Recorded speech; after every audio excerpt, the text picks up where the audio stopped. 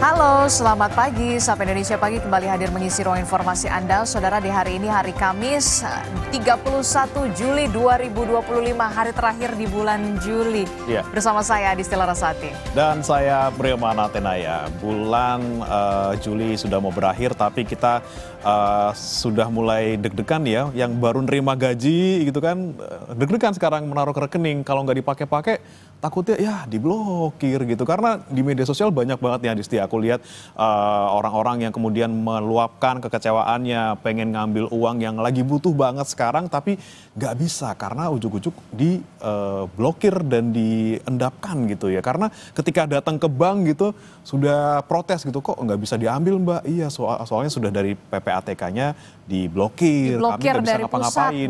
Dari pusat udah diblokir, saya nggak bisa ngapa-ngapain, cuman bisa bantu untuk ngisiin formulir aja nih dari bank gitu kan. Nanti kemudian keputusan untuk dibukanya kembali ya PPATK gitu. Nah, ini menjadi perbincangan hangat juga di media sosial dan juga di kalangan kita begitu. Karena apa? Karena PPATK menemukan ada 140.000 rekening yang tidak aktif selama 10 tahun dan totalnya saudara 428 miliar rupiah. Ini menjadi kebijakan yang menimbulkan pro dan juga kontra terkait dengan pemblokiran sejumlah rekening yang dalam tanda kutip ini tidak aktif begitu ya. Tapi kemudian bagaimana dengan orang-orang misalkan Bremana, saya yang punya ada satu rekening yang memang untuk uang itu memang ditabung dan tidak diapa-apakan begitu ya.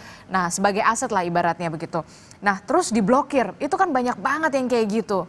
Nah, bagaimana solusi dari pemerintah begitu ya soal rekening yang nganggur diblokir, terus kemudian juga jadi ada satir juga tanah 2 tahun yang nganggur disita negara. Nah, kalau kita yang lagi nganggur ini gimana nih? Bisa dikasih lapangan pekerjaan juga nggak? Nah itu dia, jadi selain tadi kita kemudian aset kita dalam tanda kutip itu kayak diawasi banget sama pemerintah, kalau nggak ntar kita ambil dan tanda kutip, gimana dong kita kesempatan kerjanya? Kemudian bagaimana harga-harga kebutuhan pokok, harga-harga yang lainnya yang kita butuhkan juga gimana bisa stabil gitu ya, beras juga masih mahal beberapa waktu lalu. Nah ini kemudian yang menjadi perhatian kita juga, nanti kita akan bahas juga bersama salah satu orang yang mengalami blokir rekening. Tapi saudara, sebelum ke sana kita akan ke informasi pertama dulu di pagi hari ini terkait dengan kebakaran hebat yang menghanguskan sebuah rumah makan di Jalan Nusantara, Beji, Kota Depok, Jawa Barat. 2 orang terjebak dalam kebakaran ini dan langsung dievakuasi ke rumah sakit.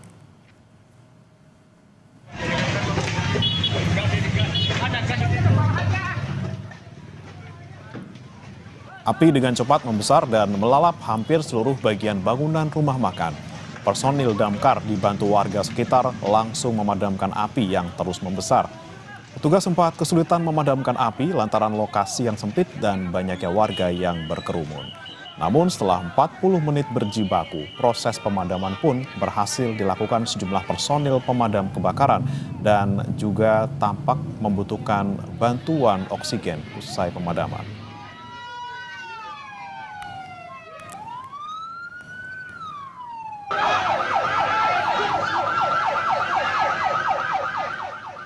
Dua orang pegawai rumah makan yang terjebak dalam kebakaran berhasil diselamatkan dan langsung dievakuasi petugas. Komandan Regu Damkar Pos Wali Depok mengatakan 2 orang yang terjebak ditemukan dalam kondisi tidak sadarkan diri. 1 orang pria dievakuasi lebih dulu dengan kondisi jalan napas terhenti. Lalu 1 orang korban lainnya adalah perempuan dengan kondisi yang sama. Pas tadi kita datang, ada orang ternyata ternyata ada korban 2. Kita fokus di penyelamatan korban 2, 1 perempuan, 1 laki-laki. Yang pertama kita berhasil keluarkan adalah laki-laki, 2 wanita. Tapi posisi mereka dan kondisi mereka kondisi tadi di dalam keadaan tidak sadarkan diri. Kita beralih ke informasi lain, saudara. Pekerja pabrik obat di kawasan Pulau Gadung, Jakarta Timur dikejutkan dengan penemuan jasad di atas plafon. Polsek Pulau Gadung bilang jenazah yang ditemukan itu merupakan salah satu teknisi di pabrik.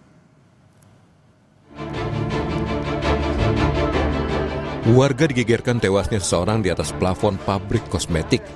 Kapolsek Pulau Gadung, Jakarta Timur, Kompol Suroto bilang, korban teknisi pabrik yang ditemukan tewas itu diketahui bernama Rastono.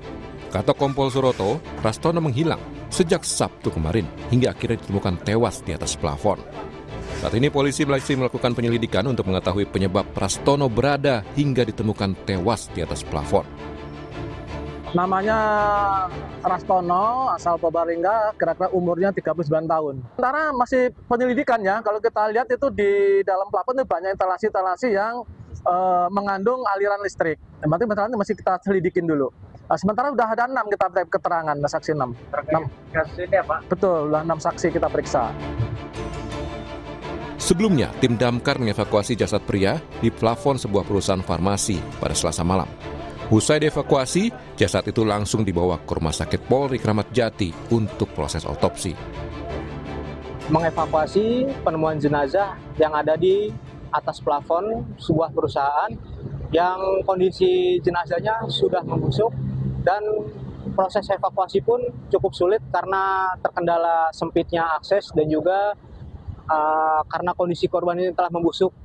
Jadi kemungkinan kondisi jenazah sudah menempel di area besi dan juga area plafon bagian atas. Ketemukan itu kondisi jenazah penyebabnya adalah tersetrum karena kondisi jenazah menempel pada area besi yang tersambung di aliran listrik. Korban diketahui masih beraktivitas pada Sabtu pekan lalu untuk membetulkan pompa air di pabrik. Namun, 2 hari kemudian, korban sudah tidak masuk kerja. Tim Liputan, Kompas TV.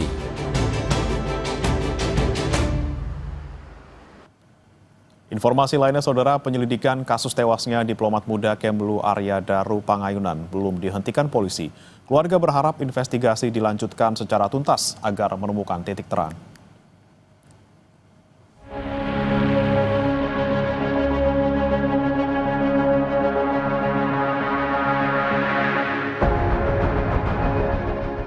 Keluarga diplomat muda Kemlu Arya Daru Pangayunan masih berharap ada penyelidikan lanjutan yang dilakukan oleh polisi untuk mengungkap secara terang kasus kematian Arya Daru yang ditemukan tewas terlakban di indekosnya Menteng, Jakarta Pusat.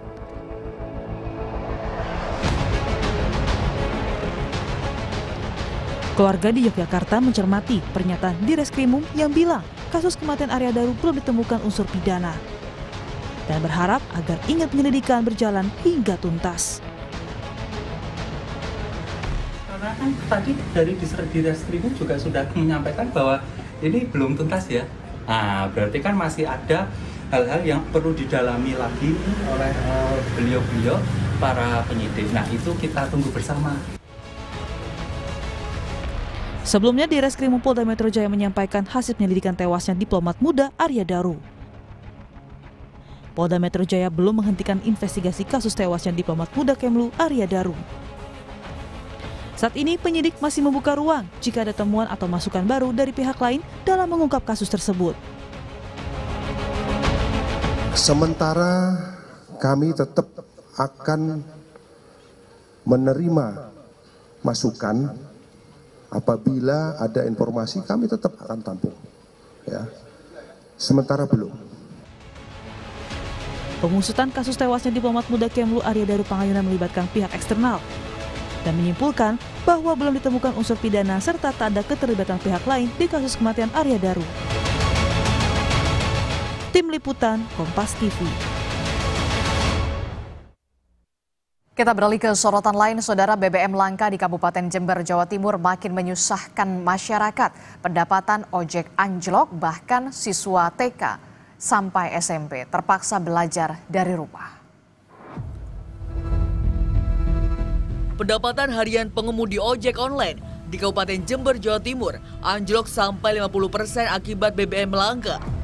Padahal pendapatan harian mereka jadi sumber utama penghidupan keluarga. Pengemudi ojek online bilang, waktu produktif yang biasanya digunakan untuk mengambil pesanan penumpang dihabiskan setengah hari untuk antre bahan bakar di SPBU. Sehingga dalam satu hari, pengemudi ojol hanya bisa mengambil setengah pesanan dari biasanya. Ya biasanya kan kena antri-antri. Kemarin itu mulai jam 9 baru dapat ya. Jam 12 2 hari yang lalu. Sampai sekarang belum ngisi, ini baru ngisi lagi. Ini pendapatan berkurang juga. Berkurang berapa Mbak pendapatan?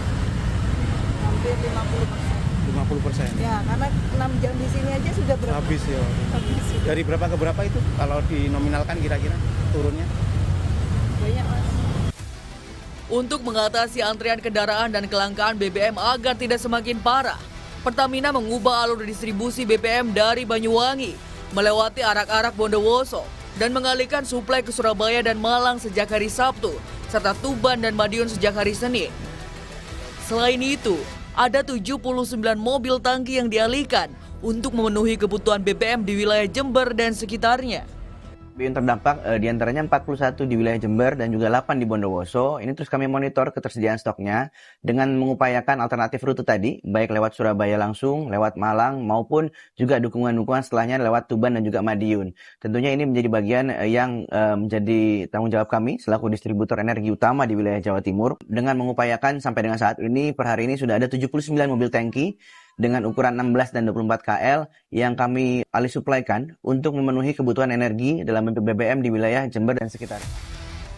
Di saat bersamaan, pemerintah Kabupaten Jember mengeluarkan surat edaran ke seluruh sekolah dari TK hingga SMP untuk melakukan pembelajaran daring. Surat edaran berlaku mulai Selasa 29 Juli 2025 hingga batas waktu yang belum ditentukan. Sejak surat edaran diberlakukan, suasana SD Negeri Mangli 1 di Kecamatan Kaliwates seperti saat pandemi COVID-19. Hanya terlihat beberapa orang guru yang beraktivitas di dalam ruang guru. Kapan? Tadi pagi ya? Iya. Mendadak gitu Pak ya? Ya kisaran jam info yang didapat dari tugas itu kisaran jam 4. Ya. Jadi subuh, begitu itu bertindak dan Mangli 1 terkondisi. Kemudian langsung disosialisasikan ke wali gitu ya? Iya. Hari ini berarti sampai kapan mungkin Pak? Itu ada waktu yang belum ditentukan. Mungkin info berjalan terus, kita mengambil info yang terbaru. Kelangkaan BBM di Jember merupakan efek jangka pendek perbaikan jalur Gumitir. Saat distribusi bahan bakar terganggu, otomatis aktivitas ekonomi masyarakat bermasalah dan harus mengalami penyesuaian. Tim Liputan Kompas TV.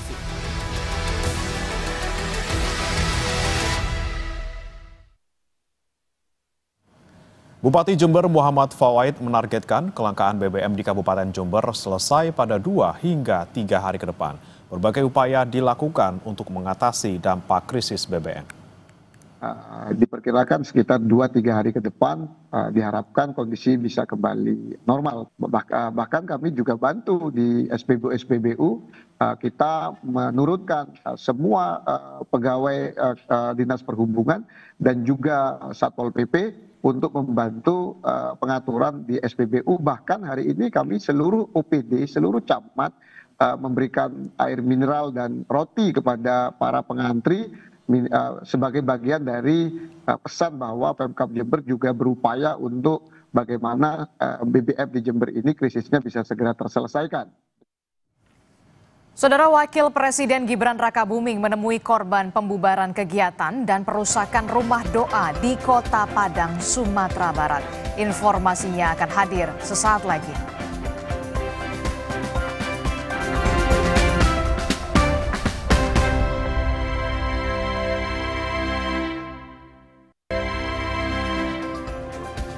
Wakil Presiden Gibran Rakabuming menemui korban pembubaran kegiatan dan perusakan rumah doa di Kota Padang, Sumatera Barat. Sementara Menteri Agama Nasaruddin Umar mengecam aksi pembubaran tersebut dan berharap peristiwa serupa tidak terulang. Perusakan rumah doa dan pembubaran kegiatan di Kota Padang, Sumatera Barat mendapat kecaman banyak pihak. Hingga akhirnya Wakil Presiden Gibran Rakabuming menemui korban. Gibran menemui korban ketika sedang menjalani pemulihan trauma di kantor Dinas Sosial Kota Padang. Gibran meminta agar korban anak diberi pendampingan psikologi hingga tuntas. Kunjungan yang berlangsung sekitar 22 menit ini digelar secara tertutup di Aula Dinsos Padang. Wakil Presiden menanyakan korban dari anak kita, ada 2 orang yang masih belum bisa berjalan, 1 orang. Beliau katakan untuk dibawa ke rumah sakit itu ketiga anak dan mungkin dibiayai oleh negara atau bagaimana sampai sehat, supaya anak yang kelas 1 SMP dan kelas 5 SD kembali sekolah seperti biasa walaupun mungkin pakai kursi roda. Pembubaran kegiatan dan perusakan rumah doa disertai kekerasan di Padang, Sumatera Barat pada 28 Juli lalu dikecam banyak pihak. Termasuk Menteri Agama Nasaruddin Umar yang mengecam aksi pembubaran itu dan berharap peristiwa serupa tidak terulang. Kementerian Agama telah menyiapkan penanganan jangka panjang atas insiden pembubaran tersebut, yaitu kurikulum cinta yang bertujuan membangun budaya saling pengertian dan mengikis prasangka antar kelompok masyarakat. Saya berharap itulah peristiwa yang terakhir ya, kejadian di Indonesia, tetapi ini obsesi kami, kesalahpahaman dan sebagainya. Itu sudah harus dihentikan. Maka itu Kementerian Agama punya falsafah tersendiri. Kalau seperti ini kejadiannya tidak, jangan-jangan nanti akan ada lagi. Maka itu kami selaku Menteri Agama mencari pendekatan lain dengan cara memperkenalkan kurikulum cinta. Kurikulum cinta ini secara mendasar akan kita obsesikan untuk menghilangkan segala bentuk prasangka, kecurigaan, dan juga kesalahpahaman antara satu sama lain. Dalam kasus ini, polisi telah menangkap sedikitnya 9 orang yang diduga pelaku perusakan rumah doa. Penangkapan terduga pelaku dilakukan berdasarkan sejumlah video yang beredar di media sosial. Mengamankan 9 orang di antara yang diduga melakukan perusakan, dan saat ini dari 9 orang itu informasi terakhir ada beberapa orang yang memang sebagai pelaku perusakan dan beberapa orang hanya ikut-ikutan. Kementerian Agama sudah bertolak ke Pemkot Padang untuk mengumpulkan data terkait peristiwa perusakan rumah doa. Kata Menteri Agama, kejadian serupa bisa terulang jika tidak dicegah secara sistematis. Tim Liputan Kompas TV. Tom Lembong resmi mengajukan memori banding ke Pengadilan Tinggi DKI Jakarta. Sebelumnya, Tom Lembong divonis 4,5 tahun penjara dalam kasus dugaan korupsi impor gula kristal merah. Hal ini diungkap kuasa hukum Tom Lembong, Ari Yusuf Amir, merespons vonis terhadap Tom Lembong. Ari bilang putusan majelis hakim yang dianggap janggal saat menjatuhkan vonis terhadap Tom Lembong.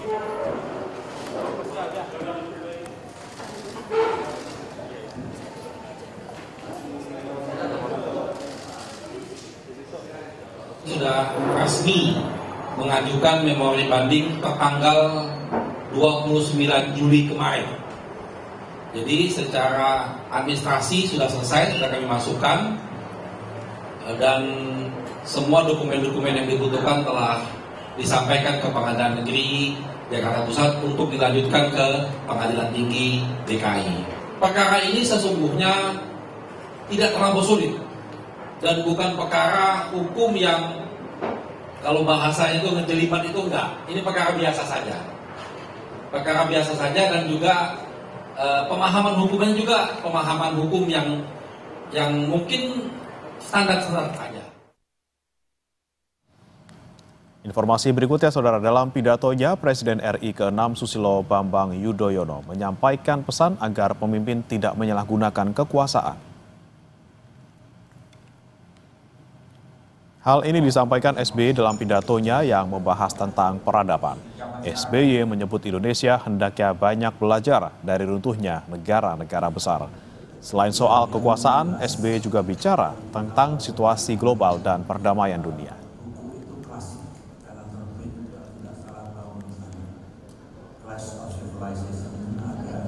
Peradaban Barat, peradaban Timur. Satu abad terakhir kita kerap menyaksikan negara kuat jatuh, saya ulangi, negara kuat jatuh lantaran pemimpinnya meletakkan dirinya di atas pranata hukum, di atas sistem yang adil, dan di atas kesetiaan sejati terhadap negara dan rakyatnya. Ini tentu mengingatkan para pemimpin dunia, baik pemimpin politik, pemimpin bisnis, maupun pemimpin apapun. Jangan bermain-main dengan kekuasaan.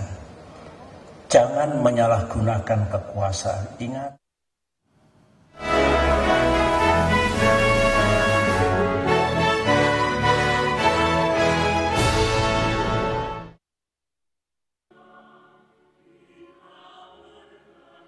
Ketua Mahkamah Agung Republik Indonesia, Sunarto, melantik dan mengambil sumpah 3 pejabat pimpinan tinggi madya di lingkungan MA. Pejabat yang dilantik adalah Suradi sebagai Kepala Badan Pengawasan Mahkamah Agung, Syamsul Arif sebagai Kepala Badan Strategi Kebijakan dan Pendidikan dan Pelatihan Hukum dan Peradilan Mahkamah Agung, dan Sobandi sebagai Kepala Badan Urusan Administrasi MA. Ketiganya dilantik berdasarkan Surat Keputusan Presiden nomor 114/TPA tahun 2025 tentang pemberhentian dan pengangkatan dari dan dalam jabatan pimpinan tinggi madya di lingkungan Sekretariat Mahkamah Agung. Ketua Mahkamah Agung Sunarto memberikan ucapan selamat atas jabatan baru ini. Sunarto juga berpesan kepada pejabat agar dapat melaksanakan tugas dengan sebaik-baiknya dan memberikan pelayanan pada pencari keadilan. Ia juga mengingatkan, jabatan tidak hanya prestasi dalam menjalankan karir, melainkan juga amanat yang dititipkan agar dijalankan dengan sebaik-baiknya dan penuh integritas. Sunarto bilang, ketiga jabatan ini memiliki tanggung jawab strategis dalam menopang sistem peradilan Mahkamah Agung. Meskipun ketiga jabatan ini bersifat supporting unit, namun ketiganya berperan penting dalam menopang keberhasilan menjalankan tugas justisial Mahkamah Agung. Sunarto juga berpesan kepada seluruh pejabat madya maupun pratama untuk bersama-sama memperkuat semangat kolaboratif dalam mewujudkan peradilan yang agung dan dipercaya masyarakat. Saya ingin mengingatkan bahwa hakikat suatu jabatan adalah ibarat dua sisi mata uang. Di satu sisi, jabatan adalah simbol prestis, pengakuan atas prestasi, dedikasi dan pencapaian. Namun di sisi lain, jabatan adalah amanah, tanggung jawab yang diberikan oleh masyarakat dan negara untuk kepada saudara untuk dijalankan dengan penuh integritas dan keikhlasan. Sebelum dilantik menjadi Kepala Badan Pengawasan, Suradi merupakan Inspektur Wilayah 2 Badan Pengawasan Mahkamah Agung. Sementara Syamsul Arif sebelumnya menjabat sebagai Kepala Pusat Pendidikan dan Pelatihan Teknis MA. Dan Sobandi sebelum dilantik menjadi Kepala Badan Urusan Administrasi Mahkamah Agung sempat menjabat sebagai Kepala Biro Hukum dan Humas Mahkamah Agung. Pelantikan dilangsungkan di Ruang Kusuma Atmaja, Gedung Mahkamah Agung, dengan dihadiri Wakil Ketua Bidang Non-Yudisial Mahkamah Agung Soeharto dan seluruh pimpinan, pejabat eselon 1 dan pejabat eselon 2 di lingkungan MA.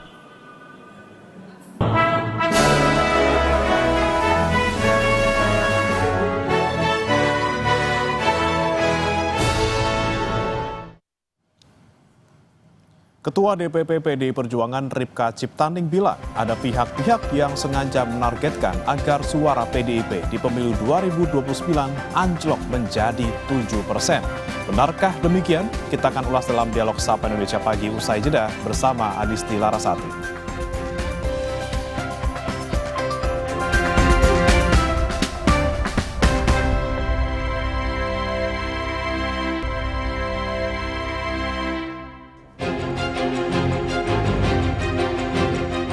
DPP PDI Perjuangan menggelar agenda peringatan 29 tahun Kuda Tuli di kantor DPP PDIP Menteng, Jakarta Pusat.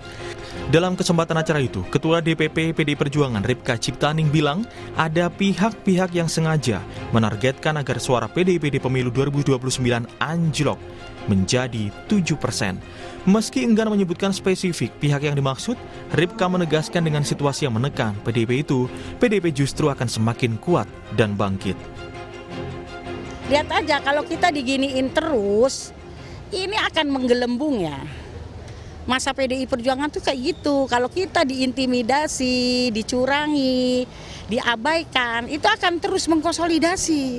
Jadi mereka tuh salah hitung lawan kita ini, yang ya siapalah tanda kutip gitu. Itu pasti sudah ada yang deg-deg di belakang saya suruh ngerem. Jadi itu pasti salah hitung, maksudnya kan supaya PDI Perjuangan ini tidak terjadi konsolidasi, supaya kecil, supaya kalah. Saya dengar loh mereka menarget kita 7% 2029, salah hitung. PDI Perjuangan tuh justru kalau diginiin malah terjadi kebangkitan. Bedanya PDI Perjuangan tuh gitu, semakin ditekan semakin dia mengkonsolidasi, salah hitung mereka. Selain soal isu penggembosan hasil suara pemilu, Ripka juga bilang terkait kasus hukum yang menjerat Sekjen PDI Perjuangan Hasto Kristianto, sebenarnya ditarget adalah Ketua Umum PDIP Megawati Soekarnoputri.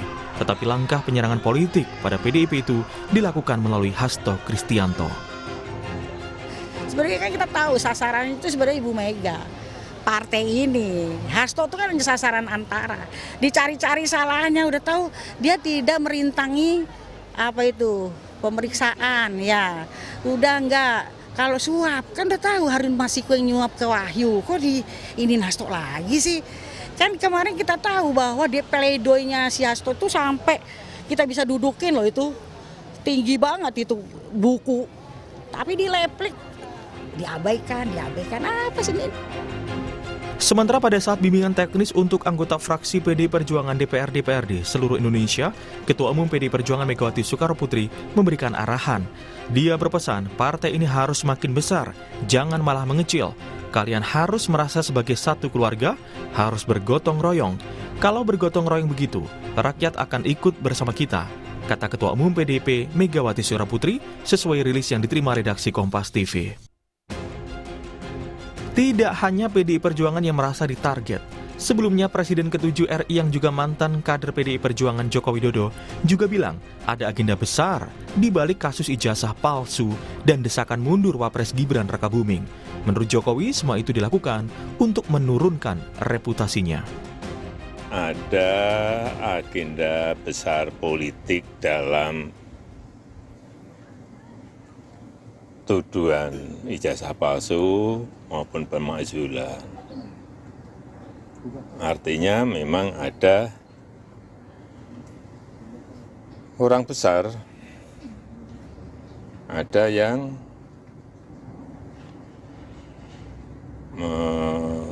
backup. Ya, semua udah tahu lah. Seperti diketahui, hubungan antara PDI Perjuangan dan Jokowi sekeluarga merenggang usai Pilpres 2024 hingga berujung pada pemecatan. Kini, kedua pihak sama-sama kompak mengaku menjadi target pelemahan politik. Apa yang sebenarnya terjadi dan siapa pelakunya? Tim Liputan, Kompas TV.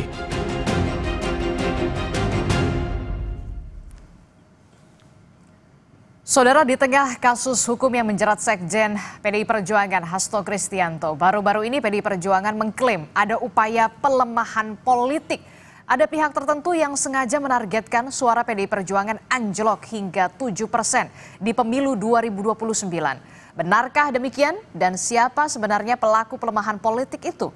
Pagi ini kita akan bahas bersama dengan sejumlah narasumber yang sudah hadir ke studio. Di antaranya ada Direktur Eksekutif Trias Politika, ada Mas Agung Baskoro. Selamat pagi, Assalamualaikum Mas Agung. Kemudian juga melalui sambungan daring sudah ada politisi yang juga merupakan anggota DPR RI dari fraksi PDI Perjuangan, ada Bung Andreas Hugo Pareira, dan juga politisi dari Partai Gerindra, sudah ada Bung Hendar Marantoko. Selamat pagi Bapak-Bapak, Assalamualaikum, apa kabar? Baik. Waalaikumsalam. Selamat pagi. Iya. Alhamdulillah baik. Iya, Bung Andreas Hugo tampaknya sudah berada di Bali, kemudian di balik bajunya juga sudah ada warna merah begitu ya. Nah, Bung Andreas, ini kan kawan Anda di dalam partai, Bu Ripka Ciptaning ini begitu vokal mengatakan bahwa PDI Perjuangan ditarget. Ada upaya pelemahan politik yang menargetkan bahwa PDI Perjuangan hanya mendapatkan 7% suara di pemilu 2029. Jadi siapa sebenarnya pelaku yang menarget tersebut, Bung Andreas Hugo? Ya, di saya sendiri terus terang belum mendengar itu secara langsung ya. Dan juga saya nggak tahu juga, saya belum ngobrol juga sama Mbak Ning sejak kemarin tanggal 27 Juli itu belum sempat ketemu juga. Tapi apa yang disampaikan Mbak Ning mungkin di dalam situasi 27 Juli, kemudian juga dengan pengalaman-pengalaman yang pernah beliau alami, ya secara emosional beliau menyampaikan seperti itu gitu. Jujur saya belum tahu persis dan informasi 7% itu dari mana tapi kalau kita lihat pengalaman di sebelum Pilpres kemarin misalnya gitu, ketika dialognya Mas Andi Wijayanto di salah satu podcast, ya memang ada upaya untuk melakukan pelemahan terhadap PDI Perjuangan, dan itu ya kita rasakan di dalam proses pileg kemarin gitu. Jadi siapa sebenarnya yang berupaya melakukan upaya pelemahan politik itu sebenarnya, Bung Andreas kalau Hugo? Anda perhatikan dialog podcast dengan dengan Mas Andi Wijayanto kan itu jelaskan di situ bahwa proses itu ada upaya seperti itu di dalam pileg kemarin gitu. Tapi kita sudah selesai dengan pileg, kita melakukan ini ke depan, dan saya kira tidak perlu menuduh siapa-siapa. Tetapi partai buat PDI Perjuangan justru itu menjadi menjadi kekuatan untuk ya justru kita menjadi lebih solid. Nah itu yang lebih penting buat PDI Perjuangan, lebih penting karena partai ini dengan sejarahnya yang panjang, saya kira ya kita mempunyai pengalaman yang cukup dalam menghadapi berbagai situasi dan tantangan seperti ini. Ini kalau kata Bung Karno, ini hanya riak-riak kecil di dalam gelombang besar revolusi gitu. Jadi ya ini perjalanan partai politik seperti PDI Perjuangan ini kan dengan pengalaman yang begitu panjang, saya kira hal-hal seperti itu justru memperkuat, menyolidkan PDI Perjuangan sebagai ya suatu kekuatan politik, sebagai suatu partai politik yang juga di dalam sistem ya politik Indonesia kita bekerja secara demokratis, tidak dengan cara-cara yang otoritarian seperti itu. Oke, jadi Anda juga merasakan bersama dengan teman-teman PDI Perjuangan bahwa memang sudah ada upaya pelemahan politik, menargetkan atau membidik PDI Perjuangan yang kalau kata mengambil kutipan dari Bu Ripka Ciptaning, bahwa yang sebenarnya ditarget tuh Bu Mega, tapi kenapa kemudian menyasarnya ke Bung Hasto begitu. Ini juga ada kaitannya.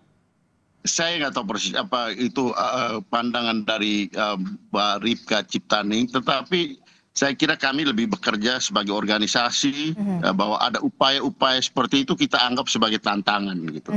Hal yang ya pernah terjadi di dalam politik Indonesia, kami pernah mengalami itu di dalam masa Orde Baru, dan itu pengalaman sejarah yang pernah kami alami sebagai partai politik gitu.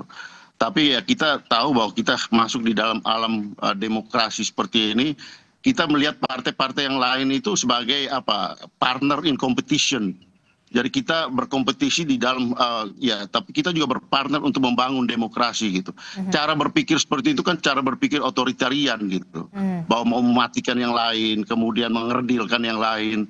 Nah saya kira itu pola-pola berpikir seperti itu kita harus tinggalkan. Dan saya kira PDI Perjuangan adalah partai yang demokratis, kita bekerja di dalam sistem yang demokratis, dan itu yang kita lakukan gitu.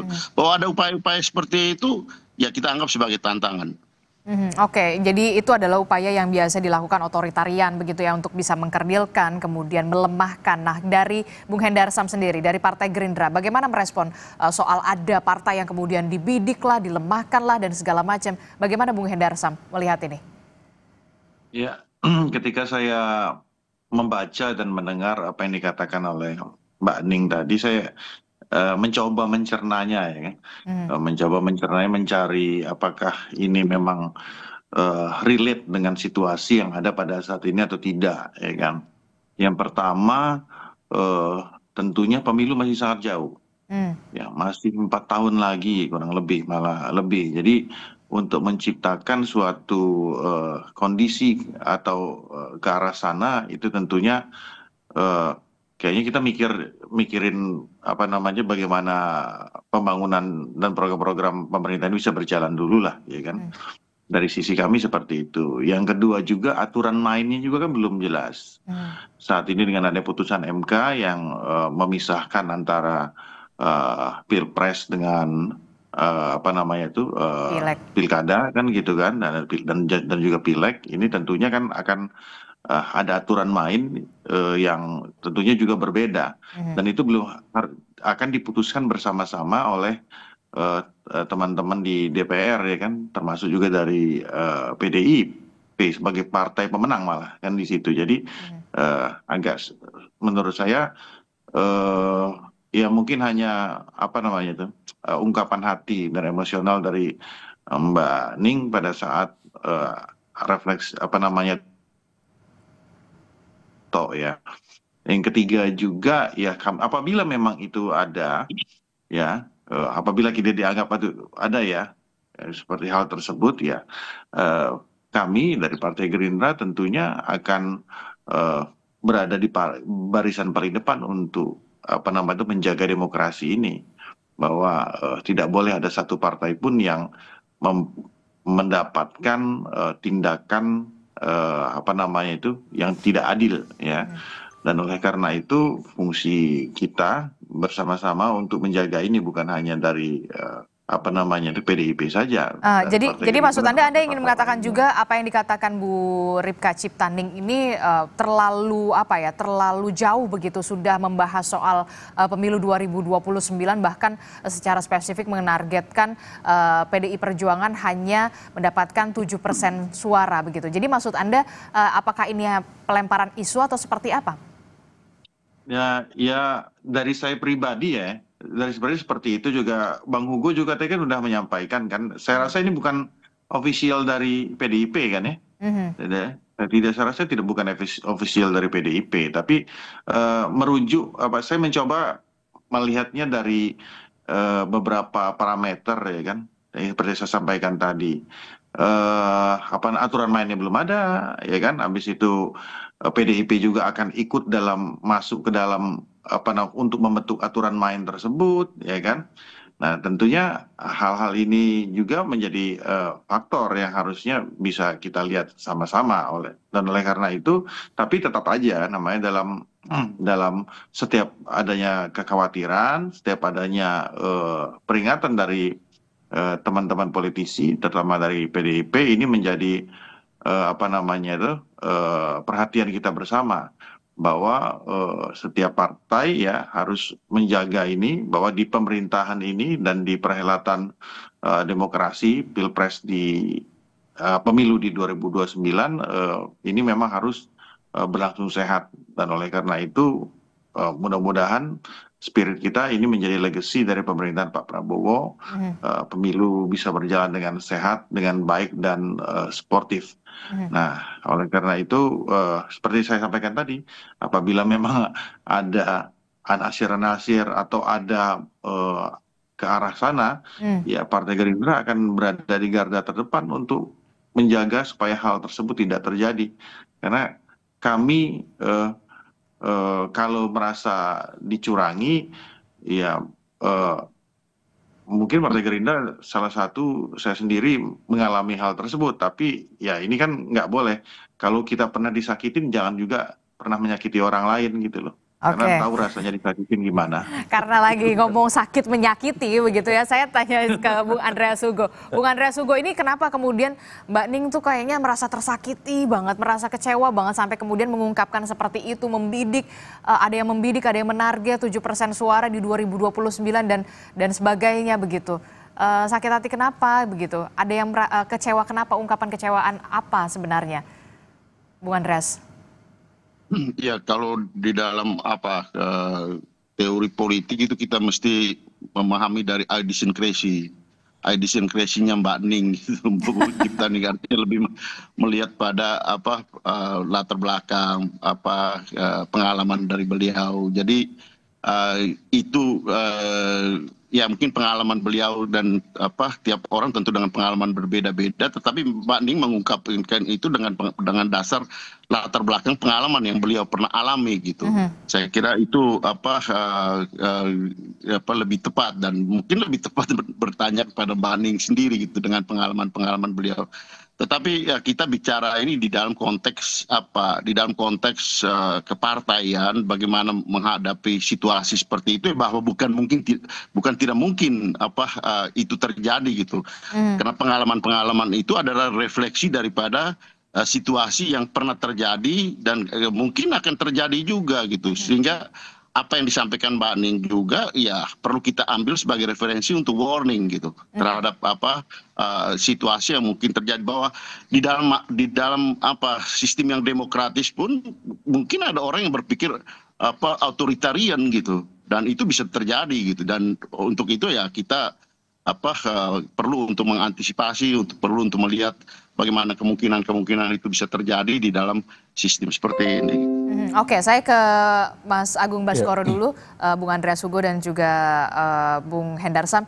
Ini kan cukup menarik begitu ya dengan ungkapan kalau dikatakan Bung Hendarsam ini mungkin hanya pernyataan pribadi Mbak Ning saja, tapi kemudian saya mencari juga di portal online di kompas.com ternyata Bung Guntur Romli juga mengatakan hal yang sama begitu ya, bahwa memang PDIP ditarget hanya dapat 7% suara. Ada upaya menyerang partai yang terus terjadi. Apa yang sebenarnya bisa dibaca dari pernyataan dua kader dari PDI Perjuangan ini soal target mentarget, bidik membidik begitu ya, khususnya di PDI Perjuangan? Ya, pertama kalau dilihat dari konteks statement itu berdiri, saya memang tidak bisa menafikan ada kaitan dengan kasus hukum Mas Hasto. Yang kedua juga konteks yang berkelindan, PDIP sekarang kan tidak dalam posisi berkuasa ya, dan yang berkuasa hari ini dalam konteks sekarang Kim Plus semacam itu, dan ada memori-memori masa lalu yang muncul ya, asumsikan jadi erat kaitannya dengan penguasa. Udah tulilah semacam itu kemarin konteks statement itu berdiri, dan tidak bisa dilepaskan dari penguasa juga karena kekhawatiran itu menjadi wajar karena PDIP sedang tidak berkuasa, jadi sah-sah saja. Cuman supaya objektif kita juga harus melihat bahwa mundurnya atau turunnya suara partai di pileg itu ada banyak faktor, Mbak Adis. Bukan hanya sebatas dari eksternal ya.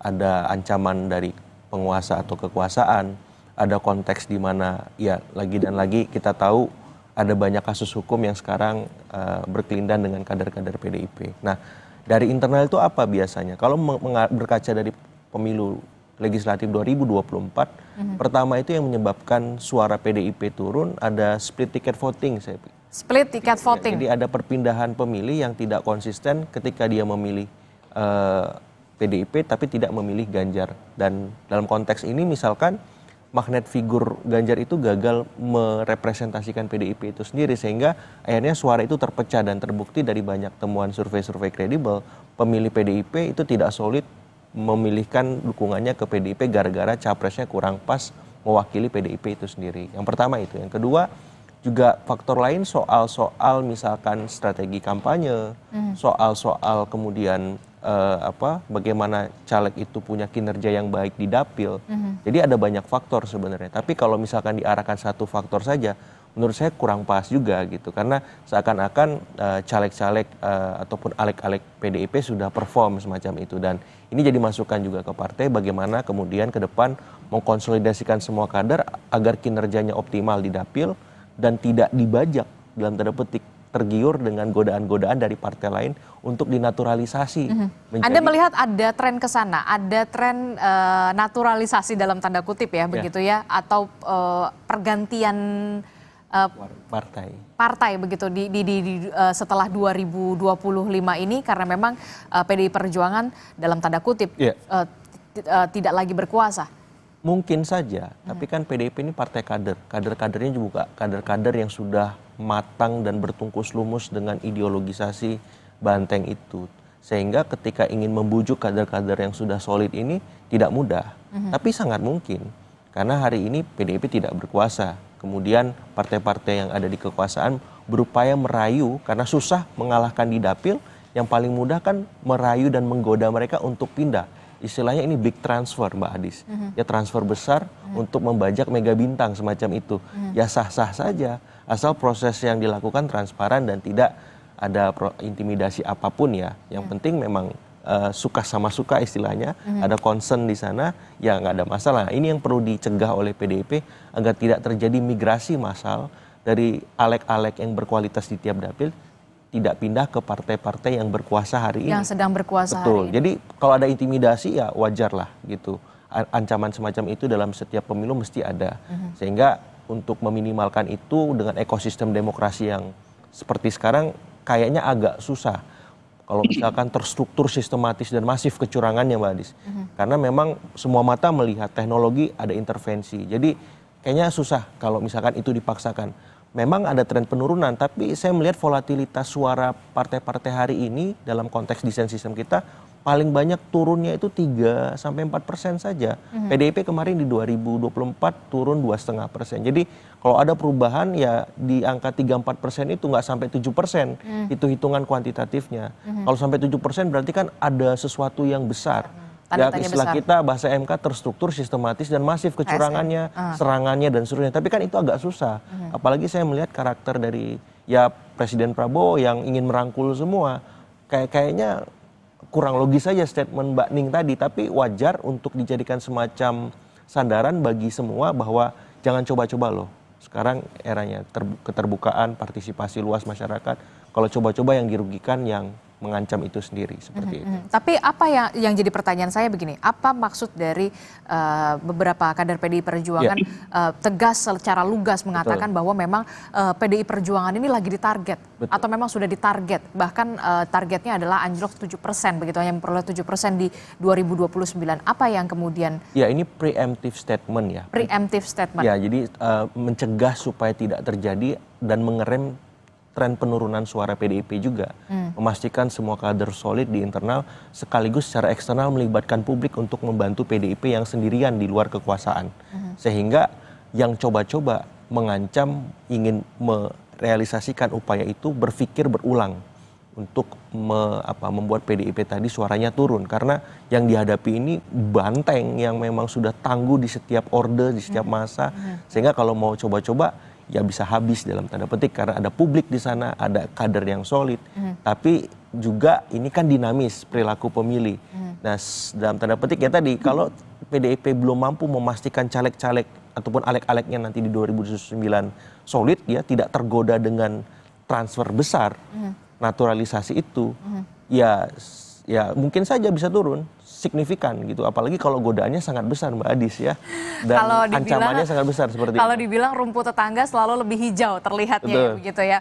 Nah itu yang nanti kita akan tanya juga ke Bung Andreas Hugo Parera dan juga Bung Hendarsam, benarkah apa yang dilakukan oleh Mbak Ning dan juga Bung Guntur Romli ini soal mentarget begitu ya, upaya pelemahan ini adalah bentuk dari preemptive statement dari PDI Perjuangan begitu ya, termasuk juga benarkah ada tren akan ada pergantian pemain begitu ya di menjelang 2029, tapi jangan dijawab dulu Bung Hendarsam dan juga Bung Andreas Hugo Parera, kita akan kembali usai jeda, tetap di Sapa Indonesia Pagi.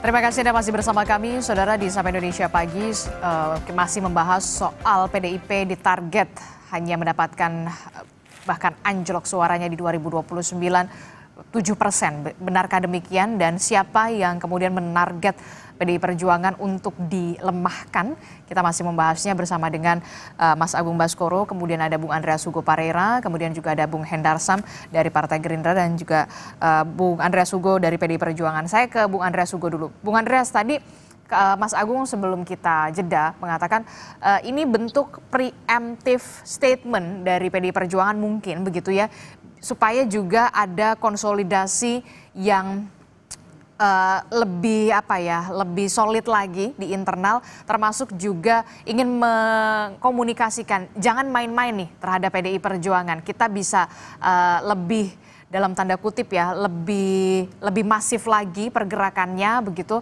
Benarkah demikian? Anda setuju, Bung Andreas Hugo? Ya, tadi kan saya udah katakan bahwa ya bahasa lainnya itu warning lah, mengingatkan sesama kader, mengingat dan dengan bahasa yang lain apa yang disampaikan oleh Mas Agung Baskoro tadi preemptif, ya itu adalah pengertian yang kurang lebih sama lah gitu, dalam arti bahwa ini menjadi satu cara untuk ya juga PDI Perjuangan mengkonsolidasi diri menghadapi berbagai tantangan. Kenapa? Karena tadi yang saya katakan juga bahwa referensi pengalaman ya orang seperti Mbak Ning dan banyak kader-kader senior termasuk kami yang senior, ya pengalaman-pengalaman sebelum reformasi, kemudian di dalam perjalanan politik, bahkan ya kalau tadi saya katakan pada saat Pilpres 2024 kemarin kan diskusi atau dialog di podcast yang disampaikan oleh Andi Wijayanto itu kan itu satu fakta yang juga diungkapkan bahwa ada upaya seperti itu gitu. Jadi memang kalau kita lihat dari pengalaman ini, ya hal yang biasa di dalam partai politik, kita menjaga, mempersiapkan diri, mengkonsolidasi partai, menyolidkan kader-kader partai, supaya melihat bahwa tidak semua pengalaman perjalanan politik itu semuanya indah gitu. Tetapi ada tantangan-tantangan yang harus dihadapi, dan itu biasa di Steve. Oke, termasuk juga PDI Perjuangan, biasa di luar, biasa di dalam juga ya. Jadi nggak ada masalah gitu. Anda mau mengatakan seperti itu, Bung Andreas? Ya itu Adisti juga mengatakan seperti itu, dan itu pengalaman kami gitu. Oke, termasuk juga soal apa yang harus diantisipasi soal pergantian pemain begitu ya. Mungkin juga ada potensi untuk membidik kader-kader atau kepala daerah legislatif yang dalam tanda kutip cukup berkualitas di PDI Perjuangan. Akan ada tren pergantian atau pertukaran pemain di sana begitu ya, pertukaran pemain partai politik dalam tanda kutip begitu. Apa antisipasi dari PDI Perjuangan? Karena sudah tidak lagi berkuasa begitu di masa sekarang. Nah itu yang saya katakan tadi gitu, artinya kami melihat politik ini di dalam kerangka kerja yang demokratis, bagaimana kita membangun sistem yang demokratis, baik itu pemilunya maupun di dalam sistem proses pemerintahan politik, pemerintahan ini di dalam perjalanan waktu. Tetapi ya tentu dengan segala macam situasi seperti yang Adisti sampaikan dan apa yang mungkin terjadi, kita selalu melihat kemungkinan itu, dan saya katakan tadi, kami melihat partai yang lain itu sebagai partner dalam berkompetisi gitu kan. Kita berkompetisi, tapi kita juga berpartner untuk membangun Indonesia yang lebih baik, membangun sistem yang demokratis ini gitu. Tetapi ya bagaimana bahwa di dalam sistem yang demokratis ini juga mungkin ada yang berpikir dengan cara berpikir yang otoritarian, yang ya tentu ya kita itu adalah tantangan, dan bagaimana kita menghadapi itu gitu. Jadi ini hal yang di politik itu tidak semuanya manis dan indah, bukan tidak kita ada di dalam surga yang kemudian hanya untuk dinikmati, tapi bagaimana kita bekerja dan berjuang gitu. Makanya namanya PDI Perjuangan, Adisti. Oke, baik, namanya PDI Perjuangan ya, bukan diperjuangkan begitu ya. Oke, saya ke Bung Hendarsam. Bung Hendarsam, tadi kalau kata Mas Agung mengatakan mungkin ini jadi upaya atau bentuk kekhawatiran PDI Perjuangan terhadap penguasa. Bagaimana kemudian Anda merespon ini, melihat ini? Penguasa itu yang mana juga, kita di DPR juga nggak berkuasa, pasal kita partai ketiga, cuma nomor 3 gitu ya, di bawah PDIP dan di bawah Golkar kan gitu kan. Presidennya iya gitu, tapi dari sisi parlementer kita partai ketiga tidak bisa mendominasi juga di sana. Apalagi dinamika yang terjadi di DPR, ya Bang Hugo tahu sendirilah ya kan. Nggak ada yang bisa tidak ada yang bisa mendominasi ya, semua tentunya mempunyai suara yang sama. Bahkan PDIP tercatat sebagai ketua DPR saat ini, partai terbesar kursinya di sana. Jadi teman-teman dari PDIP tentunya bisa memungkinkan untuk mendrive ini ya kan, berpotensi untuk mendrive ini ke arah yang lebih baik ya kan, menguntungkan semua pihak dibanding kami dari Gerindra malahan kan kayak gitu ya, karena dominannya posisi PDIP dan teman-teman PDIP yang sudah sangat berpengalaman dan vokal di DPR kan, tentunya sangat-sangat menentukan dalam hal tersebut. Jadi kalau kami melihatnya bahwa ya mungkin itu salah satu cara dari teman-teman kader PDIP, Mbak Ning juga untuk memecut sebenarnya ya kan ke arah lebih ke internal sebenarnya, ke internal. Jadi refleksi kami juga bahwa kami juga harus hati-hati juga, jangan sampai juga nanti kami dicurangin malah. Jadi merasa ditarget juga gitu maksudnya? Iya. biasa dicurangin nggak bisa nyurangin, jadi nggak ngerti caranya itu nyurangin itu gimana gitu loh.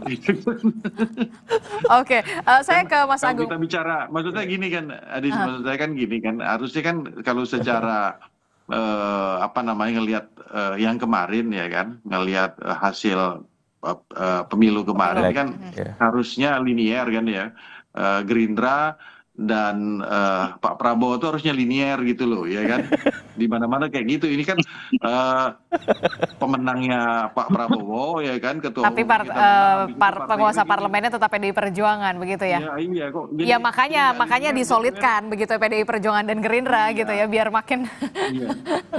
Oke, saya ke Mas. Kita dongkol juga gitu loh. Ini harusnya kan rumusnya nggak gitu loh ya kan.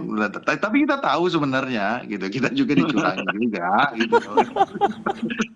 Dikerjain juga. Ya cuma ya udahlah ya kan.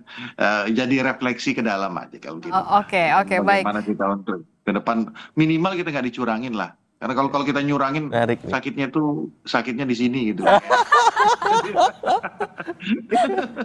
Mas Agung, gimana? Iya, menarik statement Bang Hendar Sam ini karena Gerindra merasa dalam tanda petik kemarin dimainkan, dicurangi semacam itu, dan ini bisa jadi pembelajaran juga di 2029. Tapi begini, ada pola, nggak tahu pola ini apakah bisa ajak atau tidak. Setiap periode kedua partai pemenang itu kemudian bisa memenangkan presiden, itu kemungkinan dia menjadi pemenang di pemilu berikutnya sangat besar. Ambil contoh di 2009, Demokrat mengajukan Pak SBY sebagai presiden, Demokrat menjadi juaranya Pileg. Kemudian di periode kedua, Pak Jokowi bersama PDIP, PDIP-nya jawara Pileg. Nah, Gerindra ini terancam juara satu dan mengancam PDIP untuk bisa memenangkan pertarungan Pileg di 2029. Ketika misalkan Pak Prabowo maju di term kedua, dan kemudian potensi Gerindra untuk mengalahkan PDIP menjadi jawara sangat besar, seperti itu. Itu yang pertama. Yang kedua, saya melihat juga PDIP ataupun Gerindra dan partai lain memang harus mempersiapkan 2029 dari sekarang. Pertama, dalam konteks Pilpres mencari capres yang berkualitas untuk misalkan melawan Pak Prabowo. Artinya mau nggak mau PDIP harus punya capres. Dari sekarang, berjuang dari sekarang. Mempersiapkan. Karena yang dihadapi ini koalisi besar kan. Koalisi besar, betul. Yang kedua di Pileg, PDIP harus mempersiapkan caleg-caleg berkualitas di semua dapil. Minimal mempertahankan alek-alek yang sudah terpilih sekarang. Karena di sisi seberang, itu pasti akan menyiapkan caleg-caleg yang lebih berkualitas, lebih baik dan seterusnya, supaya bisa melawan alek-alek PDIP yang sudah teruji tadi. Dan yang ketiga, memastikan penyelenggara, supaya penyelenggara ini ya bisa profesional, bisa proporsional. Dan yang keempat, publiknya nih. Publik harus terus dididik, dan dalam konteks ini tugas PDIP lebih berat. Karena publiklah sekarang teman atau rakyatlah yang bisa diajak berkoalisi dengan PDIP secara terus-menerus, karena di seberang sana koalisinya sudah besar, sudah super kuat semacam itu, dan ketika mendidik publik ini ya butuh kesabaran revolusioner kata Bu Mega semacam itu, untuk terus disadarkan, untuk terus dilibatkan dalam proses kita bernegara setiap harinya, seperti itu. Oke. Kalau membahas soal bidik-membidik, target-mentarget begitu, kok ya saya yang lagi begitu ya, PDIP menyebut bahwa memang sedang ditarget begitu, ada upaya pelemahan, kemudian juga kok rasa-rasanya baru kemarin juga ada yang mengatakan Pak Jokowi juga mengatakan iya ini ada orang besar dan segala macam, merasa juga ditarget dalam tanda kutip ya. Apa yang bisa Anda baca dari sini? Kok PDI Perjuangan tampaknya dan Pak Jokowi juga lagi sama-sama nih merasa ditarget atau dibidik? Iya. Ini mungkin untuk menyentuh para pemilih-pemilih yang sifatnya emosional, irasional, yang terpapar dalam kategorisasi diidentifikasi sebagai pemilih-pemilih psikologis. Karena kan ada banyak perilaku memilih, ada yang rasional, ada yang sosiologis. Nah, yang psikologis ini yang gimana? Yang perasaannya disentuh, yang emosinya dilibatkan oleh para elit kita, dan baik Pak Jokowi, Mbak Ning ataupun elit yang lain berupaya membuat ada semacam situasi di mana mereka itu termasuk dizolimi semacam itu, dan publik kita yang semi irasional tadi mudah tersentuh, mudah terlibat, mudah kasihan, dan ketika itu berhasil diraih dalam persepsi dan imajinasi mereka, top of mind semacam itu, ya akan dengan mudah diarahkan ke tokoh tertentu, partai tertentu untuk bisa dalam tanda petik memenangkan minimal wacana yang berlangsung atau suara ketika nanti pemilihan semacam itu, dan itu sah-sah saja asal jangan lebay, asal jangan lebay ya. Asal juga ya. jangan overthinking juga. Saya diancam nih, kok diancam terus? Nah itu kan nggak bagus juga. Akhirnya ya nggak sehat buat kesehatan jiwanya, buat kesehatan kader-kader yang lain, orang itu sendiri yang overthinking, yang membuat akhirnya politik kita penuh sangka terus.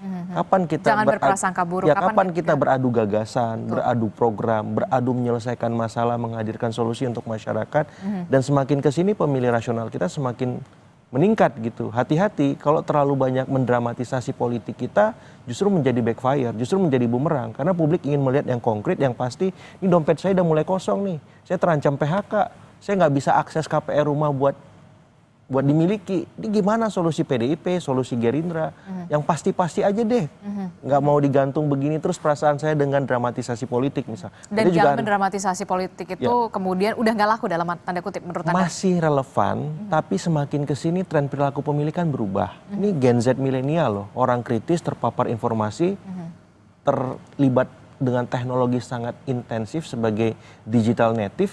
Kalau mindsetnya masih mendramatisasi terus, orang juga jenuh, orang juga lelah, dan lama-kelamaan apatis dan ditinggalkan. Mereka melihat partai baru yang lebih prospektif, yang lebih fresh, yang lebih menjanjikan menyelesaikan masalah-masalah konkret mereka di lapangan, seperti itu. Oke, menarik sekali. Terakhir saya mau ke Bung Andreas Hugo dan juga Bung Hendar Sam. Saya ke Bung Andreas dulu. Bung Andreas ini kan lagi di Bali, kemudian kita tahu ada kongres nanti yang dilakukan juga di Bali, PDI Perjuangan begitu ya. Akan ada perubahan struktur juga atau seperti apa di PDI Perjuangan yang kita tahu kemarin kan Sekjen Anda, Hasto Kristianto memang sudah jatuh vonis begitu, sudah inkrah begitu. Apa yang kemudian nanti akan dibahas dalam Kongres PDI Perjuangan? Perubahan struktur termasuk juga ke depannya akan seperti apa? Apakah juga nanti ini di internal saja ataukah kemudian juga mengundang dari partai sebelah Gerindra juga diundang atau seperti apa? Bung Andreas Hugo. Ini ganti topik Adisti. Gimana? Pertanyaan terakhir singkat saja. Ganti topik katanya. Ganti topik. Kok ganti topik? Hadis nanya tuh sekjennya siapa gitu. Iya, itu maksud saya. Apakah itu juga dibahas juga di kongres nanti kan? Termasuk soal kesulitan kan? Hadis mau ganti topik. Supaya nggak target 7% itu tidak terlaksana atau tidak terwujud begitu kan, Bung Andreas? Kita lagi BIMTEK ya, Adisti. Ini bimbingan teknis untuk anggota DPR, baik DPR RI, DPR kabupaten, kota dan provinsi. Itu aja. Nggak ada, yang lain nggak ada soal perubahan struktur dan segala macamnya? Ya nanti kita lihatlah nanti. Oke, baik. Masih malu-malu tampaknya tidak mau men-spill secara tipis-tipis begitu ya. Terakhir Bung Hendar Sam, singkat saja. Ya bahwa apa yang satu ya saya ngulang lagi ya, masih sangat jauh, masih 4 tahun lagi. Ya, habis itu juga instrumen aturan mainnya juga masih belum jelas gara-gara MK ini kita semua pusing juga kan gitu ya. Putusan MK itu memisahkan antara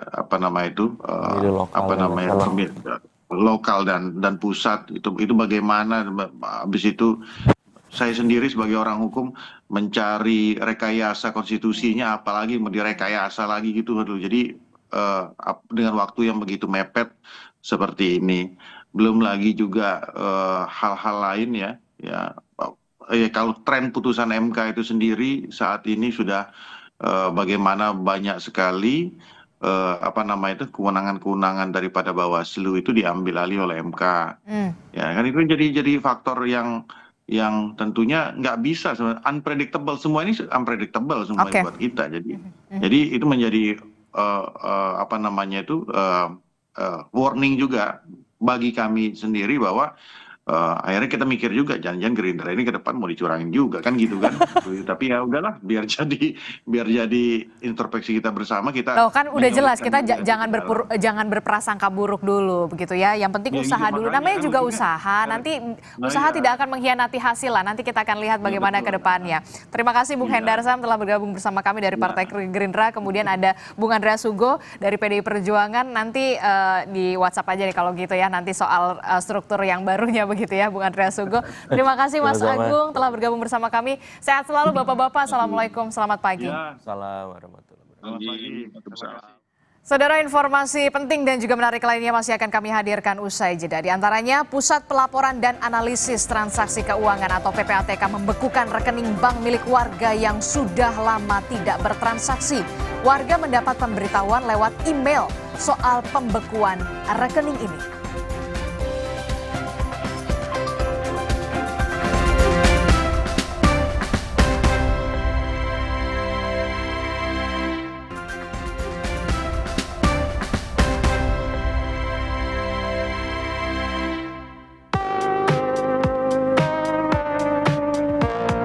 Apakah Anda memiliki rekening di bank yang tak pernah digunakan untuk bertransaksi dalam jangka waktu lama? Jika iya, maka bisa saja rekening menganggur Anda dibekukan oleh Pusat Pelaporan dan Analisis Transaksi Keuangan atau PPATK.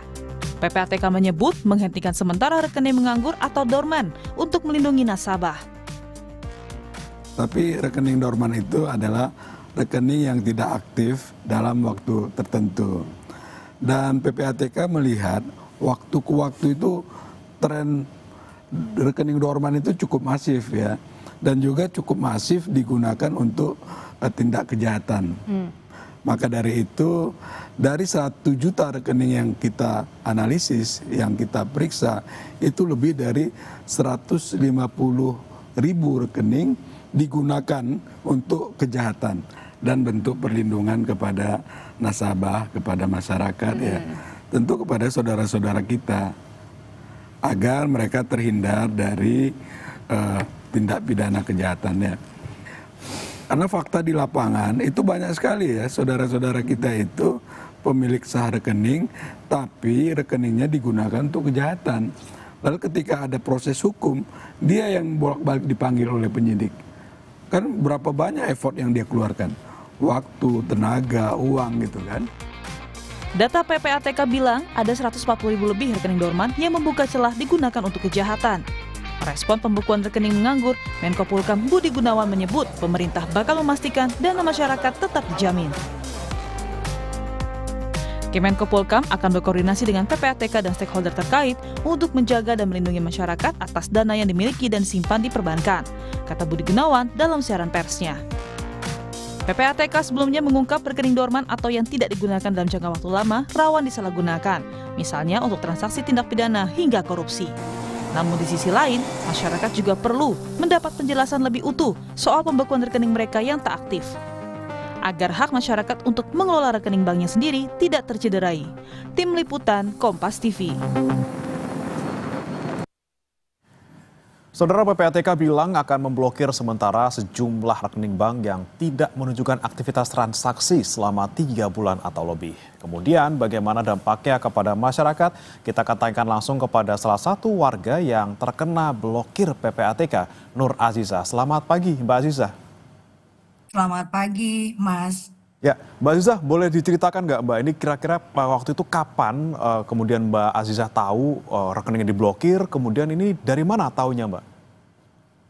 Ya, saya sebagai nasabah salah satu bank, terus pada hari Rabu, tepatnya tanggal 16 Juli, jam setengah 12 siang tuh saya dapat transferan BSU tahap 4. Nah, sorenya jam 5-an gitu, malah dapat email dari akun nama banknya, lalu newsletter yang memberitahukan kalau rekening saya itu telah dilakukan penghentian sementara. Di email itu tuh di bawah surat pemberitahuan itu tuh bahkan disertakan form bisa klik di sini. Nah, menurut saya kok jadi kayak nggak sejalan ya antara kebijakan dan implementasinya. Pertama karena meski sudah mendapat pemberitahuan telah dilakukan penghentian sementara, tapi faktanya rekening saya masih bisa digunakan sampai saat ini. Semalam saat dihubungi tim Kompas TV, bahkan saya memastikan lagi nih apakah masih bisa melakukan cek saldo lewat mobile banking, dan ternyata masih bisa. Ini bukan berarti saya nantangin loh ya, tapi faktanya ini yang saya alami gitu. Oke, tapi ketika kemudian dapat notif dari PPATK itu tadi Mbak, kira-kira selain cek saldo bisa yang lain nggak Mbak? Transfer bisa, nerima bisa? Pengambilan juga masih bisa kok Masih saya bisa? lakukan di tanggal 17 juga saya masih bisa melakukan tarik tunai. Nah, yang saya khawatirkan sih sebenarnya ada form di bawah surat pemberitahuan ya yang sepertinya justru mengarahkan saya untuk klik di sana. Nah, ini nih saya tuh sempat curiga di awalnya, wah jangan-jangan ini phishing karena kan kok diarahkan untuk klik satu form yang saya nggak tahu itu form apa, makanya begitu baca surat pemberitahuan itu saya langsung membuangnya ke Trustback ya, dan akhirnya saya melakukan aktivitas untuk cek lagi di mobile bankingnya dan ternyata masih bisa kok dilakukan. Oke, ini Makanya kan jadi kayak Mbak Aziza masih bisa melakukan semua aktivitas perbankan gitu lewat M-Banking. Kemudian Mbak Aziza sempat nggak mencoba untuk menghubungi pihak PPATK atau misalnya menghubungi pihak bank untuk memastikan ini benar nggak sih rekening saya kena blokir gitu? Belum sih, sampai hari ini saya belum memastikan karena ternyata tarik tunai pun kan saya masih bisa. Jadi ya saya rasa saya belum perlu untuk melakukan pengecekan ke bank. Oke, tapi Mbak Aziza kalau kita trace back ke belakang gitu ya, sebenarnya ini, rekeningnya Mbak Aziza ini adalah rekening yang utama atau rekening secondary gitu Mbak?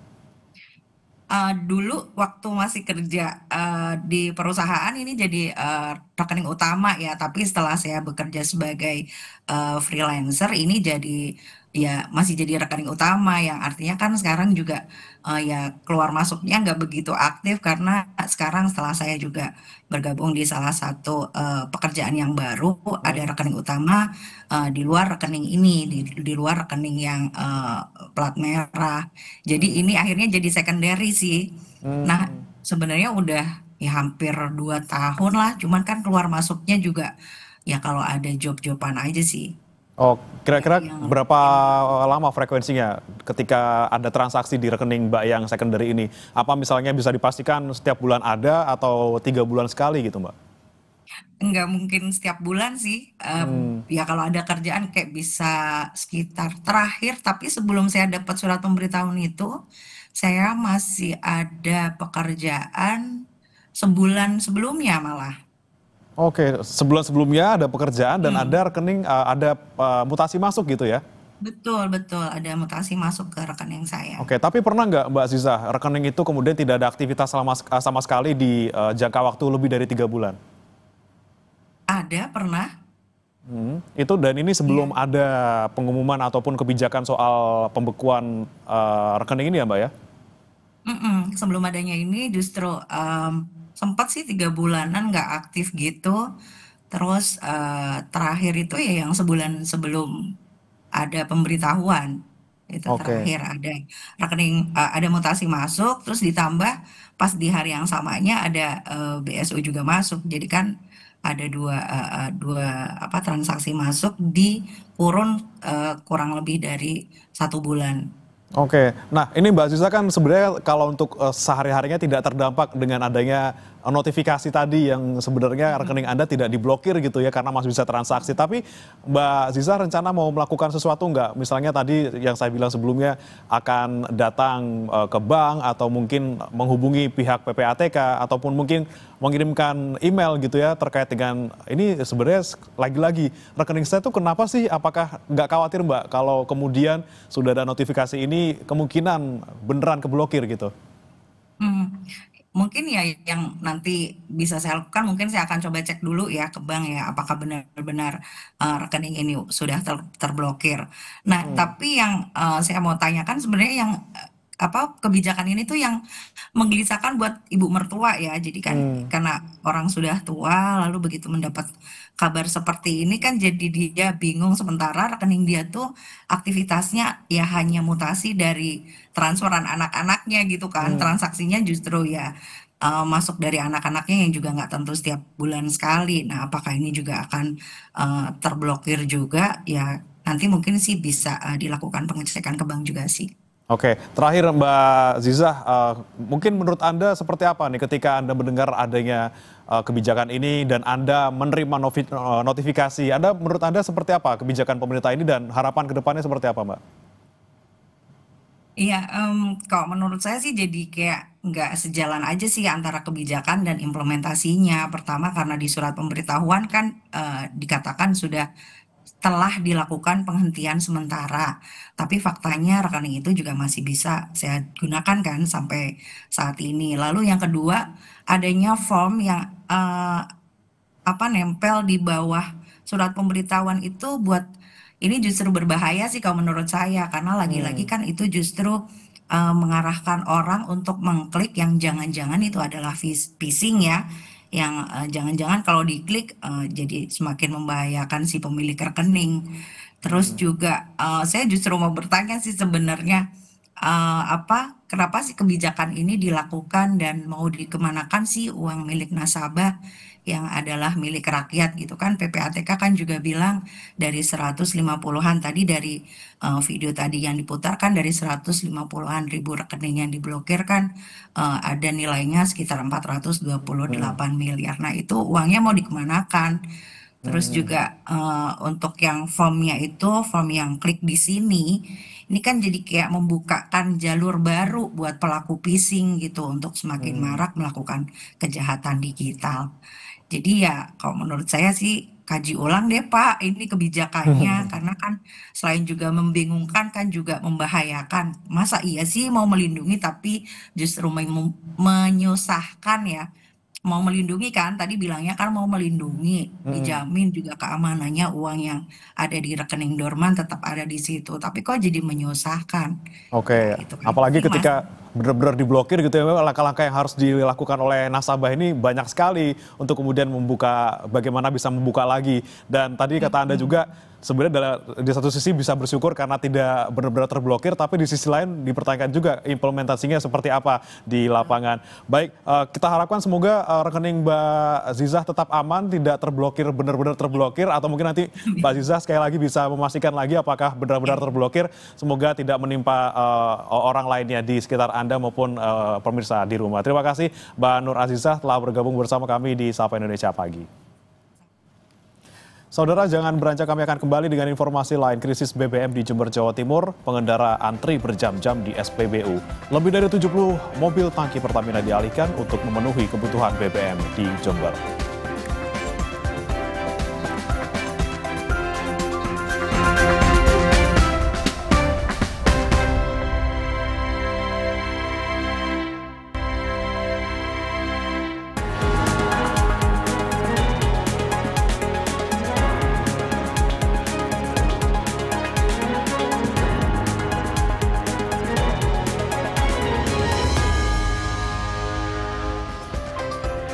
Saudara, Anda menyaksikan Kompas Bisnis bersama saya Putri Oktaviani. Realisasi investasi yang dibanggakan Pak Presiden Prabowo Subianto bahkan naik lebih dari 11% dari tahun lalu, ternyata justru diiringi penyerapan tenaga kerja yang melorot.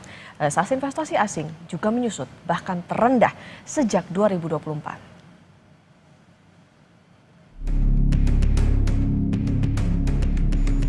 Inti-intinya kita berada di jalan yang benar. Usaha untuk membuat seolah-olah Indonesia dalam keadaan susah, Indonesia dalam keadaan gelap, Indonesia ekonomi gagal, itu saudara-saudara, itu adalah upaya menurunkan semangat kita, dan itu tidak benar, saudara-saudara sekalian. Saya diberi laporan oleh Menteri Investasi, bulan ini sudah mencapai target yang ditetapkan oleh APBN tahun lalu. APBN 2025 kita sudah mencapai target bulan Agustus ini, 4 bulan sebelum akhir tahun sudah mencapai. Presiden Prabowo Subianto kembali membanggakan pencapaian. Kalau kemarin tentang data kemiskinan yang berkurang, kini Presiden happy dengan realisasi investasi. Benar, realisasi investasi kuartal 2 2025 naik 11,5% dibanding tahun lalu. Rinciannya, total 477,7 triliun rupiah. Terdiri dari penanaman modal dalam negeri 275,5 triliun rupiah dan investasi asing 202,2 triliun rupiah. Selamat Pak Presiden Prabowo. Namun, Kompas Bisnis menemukan data yang sangat menarik di paparan Kementerian Investasi, Hilirisasi, dan BKPM. Data berikut seharusnya jadi alarm yang membuat Pak Presiden tak boleh terbuai. Data apa itu? Jawabannya adalah realisasi investasi versus serapan tenaga kerja. Investasi kuartal yang sama tahun lalu boleh saja lebih kecil, yaitu 428,4 triliun rupiah. Tapi lihat, angka serapan tenaga kerjanya tinggi sampai 677 ribu lebih. Bandingkan dengan kuartal 2 tahun 2025, realisasi investasinya lebih melesat, yaitu 477,7 triliun rupiah. Tapi serapan tenaga kerjanya justru melorot, turun ke 665 ribuan. Pak Presiden Prabowo, Kompas Bisnis tunjukkan data lain lagi, yaitu realisasi investasi asing. Angkanya terus melandai sejak awal tahun 2024. Bahkan, realisasi kuartal 2 yang dibanggakan asing berada di titik terendah, yaitu 202 triliun rupiah. Kita lihat memang tidak bisa dipungkiri geopolitik yang meningkat ini tentunya mempengaruhi sekarang investasi di seluruh dunia.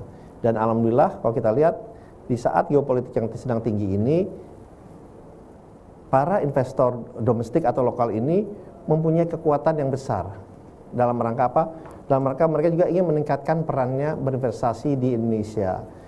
Karena yang kita sampaikan bahwa hitung-hitungannya jelas, potensinya ada, tentunya kita memberikan prioritas kepada investor dalam negeri juga agar mereka bisa berinvestasi di Indonesia. Karena kembali lagi kita kan ingin supaya para investor dalam negeri ini juga lebih menikmati hasil yang ada di Indonesia ini lebih besar.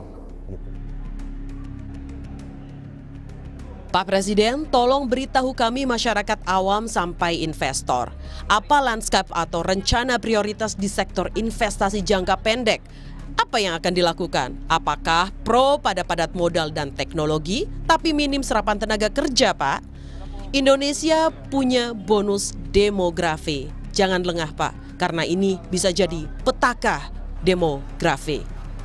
Dia Megasari Anjaya, Tim Liputan Kompas TV.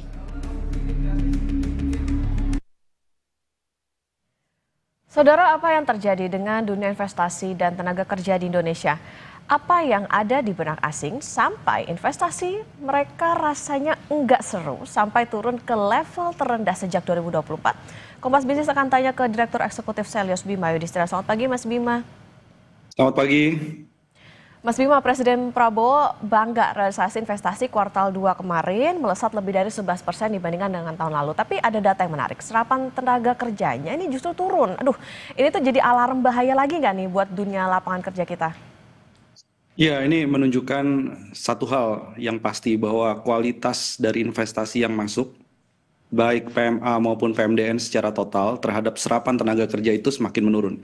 Jadi kita harusnya tidak mengejar secara kuantitas saja, tapi kualitas dari berapa banyak investasi yang diciptakan itu bisa mensejahterakan masyarakat lokal, juga serapan kerja, terutama di sektor yang sifatnya formal.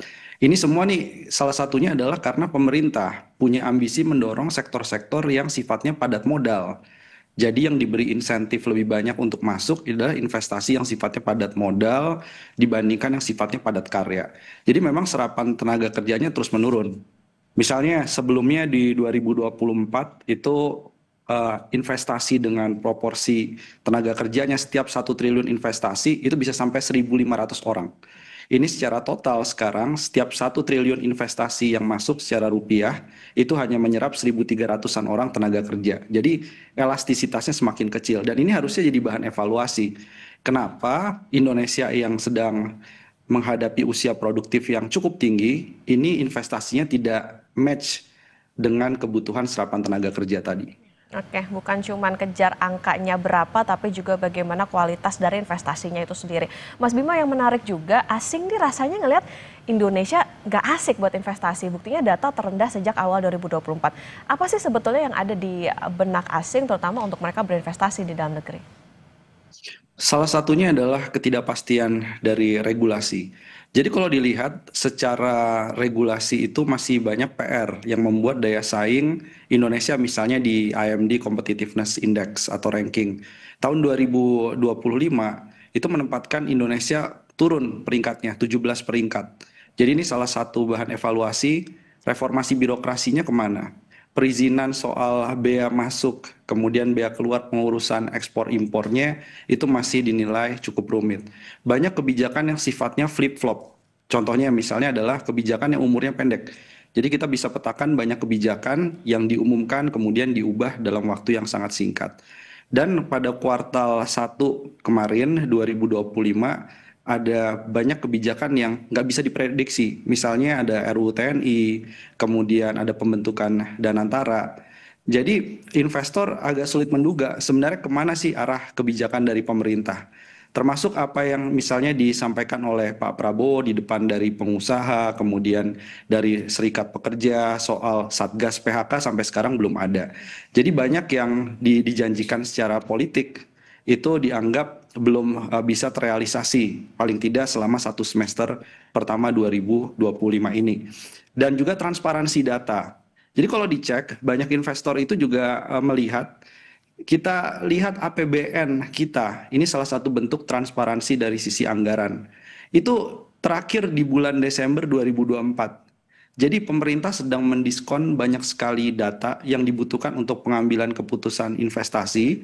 Itu datanya susah sekali dipublikasi, kalaupun ada hanya mendengar misalnya APBN kita di YouTube-nya Kementerian Keuangan, tapi laporan dokumennya itu di 2025 bisa saya katakan dokumen lengkapnya belum ada. Oke, ini bisa dikatakan artinya berhubungan nggak dengan bagaimana ini kepercayaan investor. Nah ini jadi titik kritis nggak sih, karena tadi datanya terus menurun nih soal pemodalan asing ini, Mas Bima? Ya, saya kira ada kaitan ya antara trust investasi, karena investasi yang kita butuhkan kan investasi yang dia membangun pabrik, yang membangun sektor pertanian dalam jangka yang sangat panjang. Jadi kalau investor melihat, ini kenapa ya pemerintah akhir-akhir ini seolah tidak mau membuka datanya secara transparan. Pembentukan undang-undang juga termasuk soal Danantara, padahal punya implikasi luas kepada pelaku usaha. Kemudian juga terkait dengan data-data fiskal, data-data utang, hanya sepotong-sepotong. Ini kan fiskal ini atau APBN itu menjadi salah satu cara investor untuk melihat Indonesia dari sisi kemampuan membayar utangnya bagaimana, dari sisi kemampuan untuk menciptakan penerimaan pajaknya juga seperti apa. Itu saya kira hal yang saling berkaitan. Oke, tadi disinggung soal bagaimana transparansi data, tentang persepsi data ini. Inginnya kan tidak ada dusta di antara data. Maksud kami adalah transparansi itu tadi ya. APBN kita yang sempat menghilang berkali-kali, kemudian balik lagi data PHK yang tidak dirilis setiap bulan. Terakhir data kemiskinan yang mundur. Apakah ini mempengaruhi persepsi transparansi pemerintahan Presiden Prabowo, Mas Bima? Ya, misalnya BPS. Buat apa BPS melaporkan dulu kepada Presiden soal data kemiskinan, data pengangguran?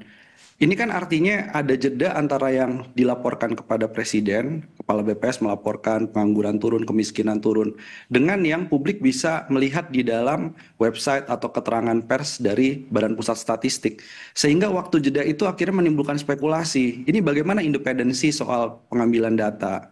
Ini bagaimana independensi dari kepentingan politik untuk mempengaruhi data statistik?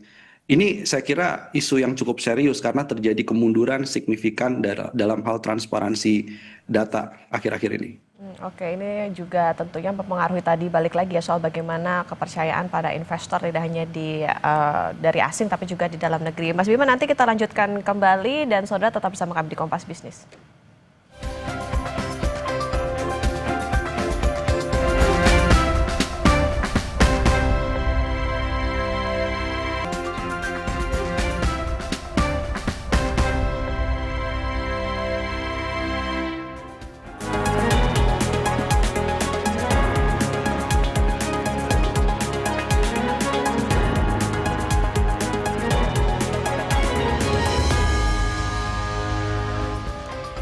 Saudara, kita lanjutkan kembali perbincangan bersama Direktur Eksekutif Selios Bima Yudhistira. Mas Bima, kita nyambung soal tentang transparansi tadi. Kalau investasi asing langsung aja susut, apakah ini akan berpengaruh juga ke investasi asing di portofolio atau misalnya pasar keuangan, kayak surat utang negara dan lain sebagainya?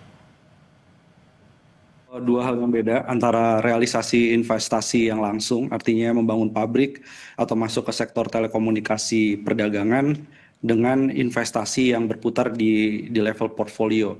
Nah, kalau asing di level portfolio sebenarnya melihat suku bunga dari surat utang Indonesia atau SBN itu masih cukup tinggi, masih cukup menarik. Angkanya di atas 6% untuk tenor 10 tahun. Jadi hanya itu yang menjadi salah satu pertimbangan.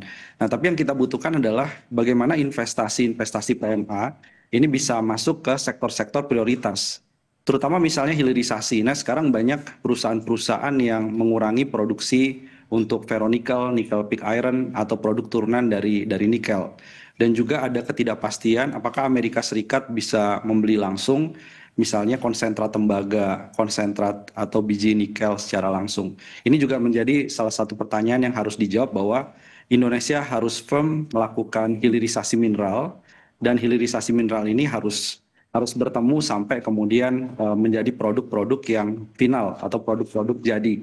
Sehingga begitu kemudian diekspor ke pasar internasional, ini ada nilai tambah yang membuat daya tarik investasi mulai dari biji nikel menjadi bahan setengah primer atau olahan primer, sampai dengan kemudian prekursor baterai, sampai ke kendaraan listrik. Jadi kalau kita bisa melengkapi semua rantai pasok ini tentunya akan sangat menguntungkan ya dari sisi hilirisasi dan bertemu dengan kepentingan para investor yang ingin Indonesia melakukan hilirisasi domestiknya. Oke, harus lebih serius lagi soal bagaimana kebijakan hilirisasi. Mas Bima, seperti Pak Menteri Investasi bilang, investor domestik ini jadi kekuatan investasi.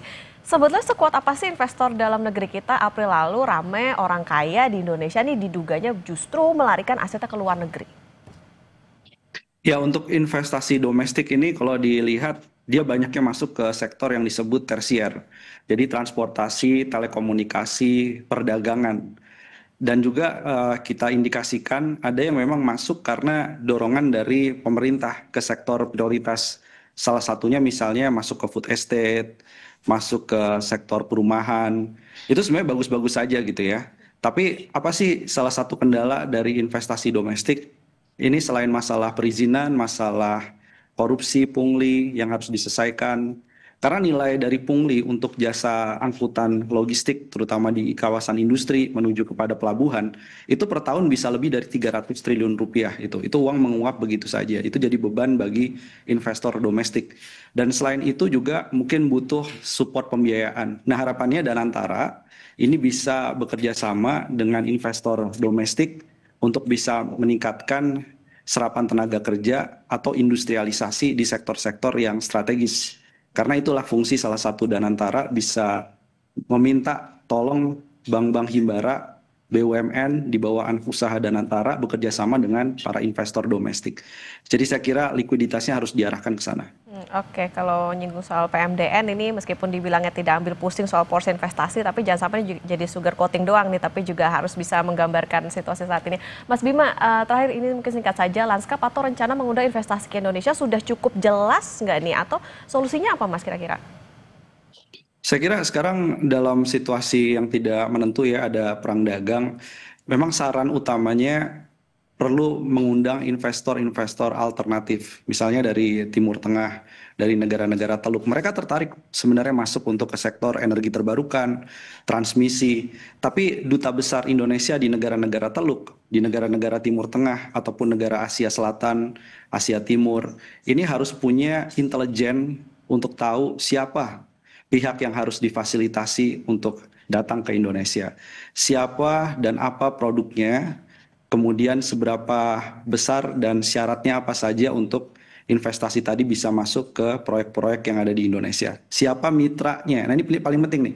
Jadi banyak investor sebenarnya tertarik ke Indonesia, tapi mereka tanya, siapa mitra yang bisa dipercaya untuk bisa menjadi mitra lokal dalam merealisasikan investasinya. Jadi hal-hal itu yang menurut saya menjadikan landscape dari investasi tadi, kita nggak bergantung 1-2 negara saja. Karena kondisinya sekarang memang sedang tidak pasti dan multipolar. Oke, bisa dikatakan ini ada beberapa PR pemerintah nih, terutama soal bagaimana menjaga kepercayaan investasi di negara kita dengan koordinasi dan juga arah kebijakan. Tapi balik lagi narik investasi, nggak cuma soal kuantitasnya, tapi juga kualitasnya bisa menyerap tenaga kerja terutama. Terima kasih Direktur Eksekutif Selios, Mas Bima Yudhistira. Sehat selalu. Terima kasih. Saudara, untuk memperluas jangkauan pasar dan meningkatkan daya saing, Kantor Perwakilan Bank Indonesia Provinsi Jawa Tengah melakukan program pendampingan terhadap 315 UMKM potensial di Jawa Tengah. Mereka memperoleh fasilitas program capacity building, fasilitas akses pembiayaan, dan promosi perdagangan.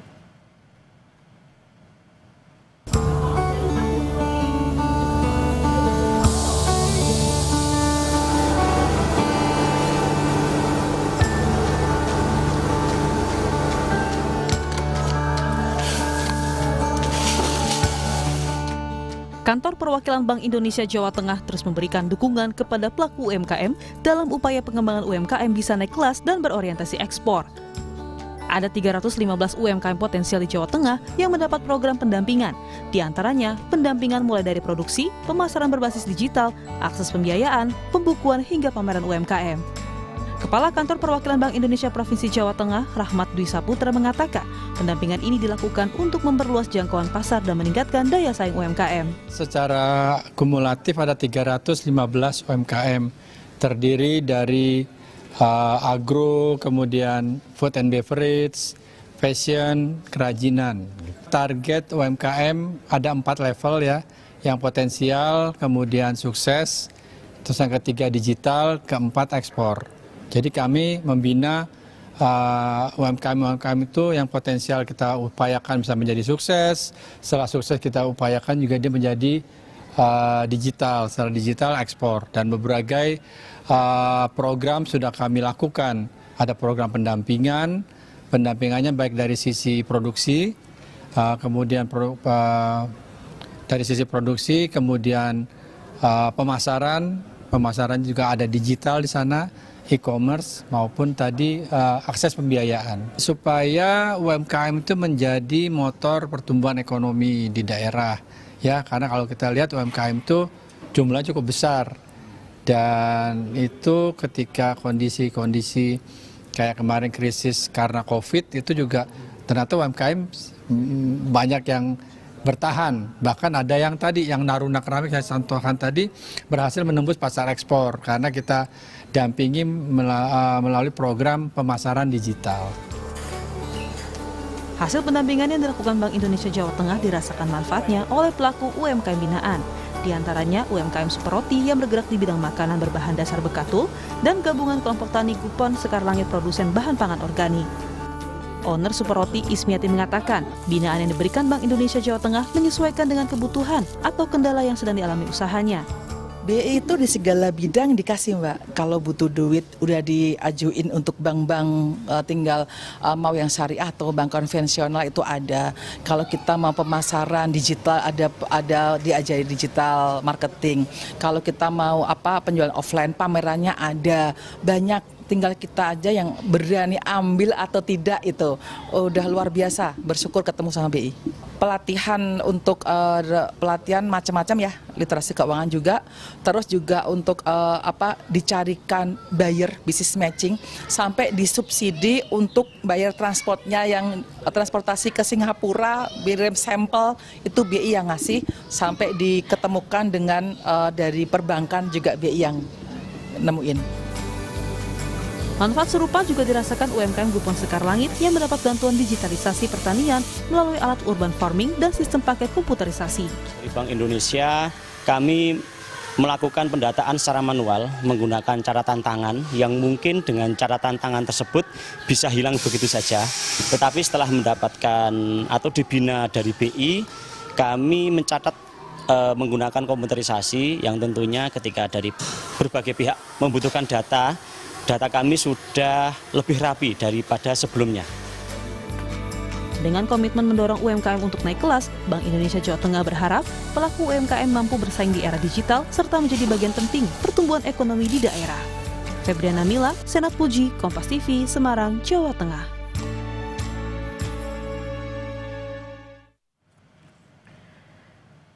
Ketua Umum PDI Perjuangan Megawati Soekarno Putri memberikan arahan kepada 3.000 kader partai di Bali. Apa arahannya? Apakah ini tanda PDI Perjuangan akan menggelar kongres di Bali? Kami hadirkan informasi lengkapnya usai jeda.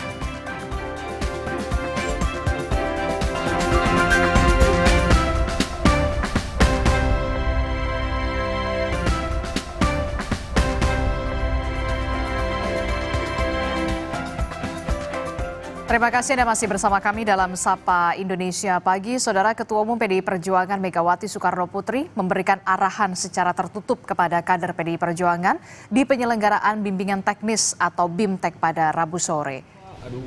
Ketua Umum PDI Perjuangan Megawati Soekarno Putri sendiri hadir untuk memberikan arahan kepada kader partai untuk melaksanakan tugas-tugas dan kewenangan para anggota legislator dan untuk kembali memperkuat soliditas partai. BIMTEK sendiri dihadiri 3.200 peserta dan akan berlangsung hingga Kamis 31 Juli hari ini. Informasi terkini kita akan tanyakan langsung kepada jurnalis Kompas TV sudah ada Niputu Trisnanda dan juga juru kamera Adini Anissa di Denpasar, Bali. Selamat pagi Putu, jadi apa arahan tertutup dari BIMTEK PDI Perjuangan yang disampaikan langsung oleh Ketua Umumnya Megawati Soekarno Putri yang bisa Anda sampaikan, Putu?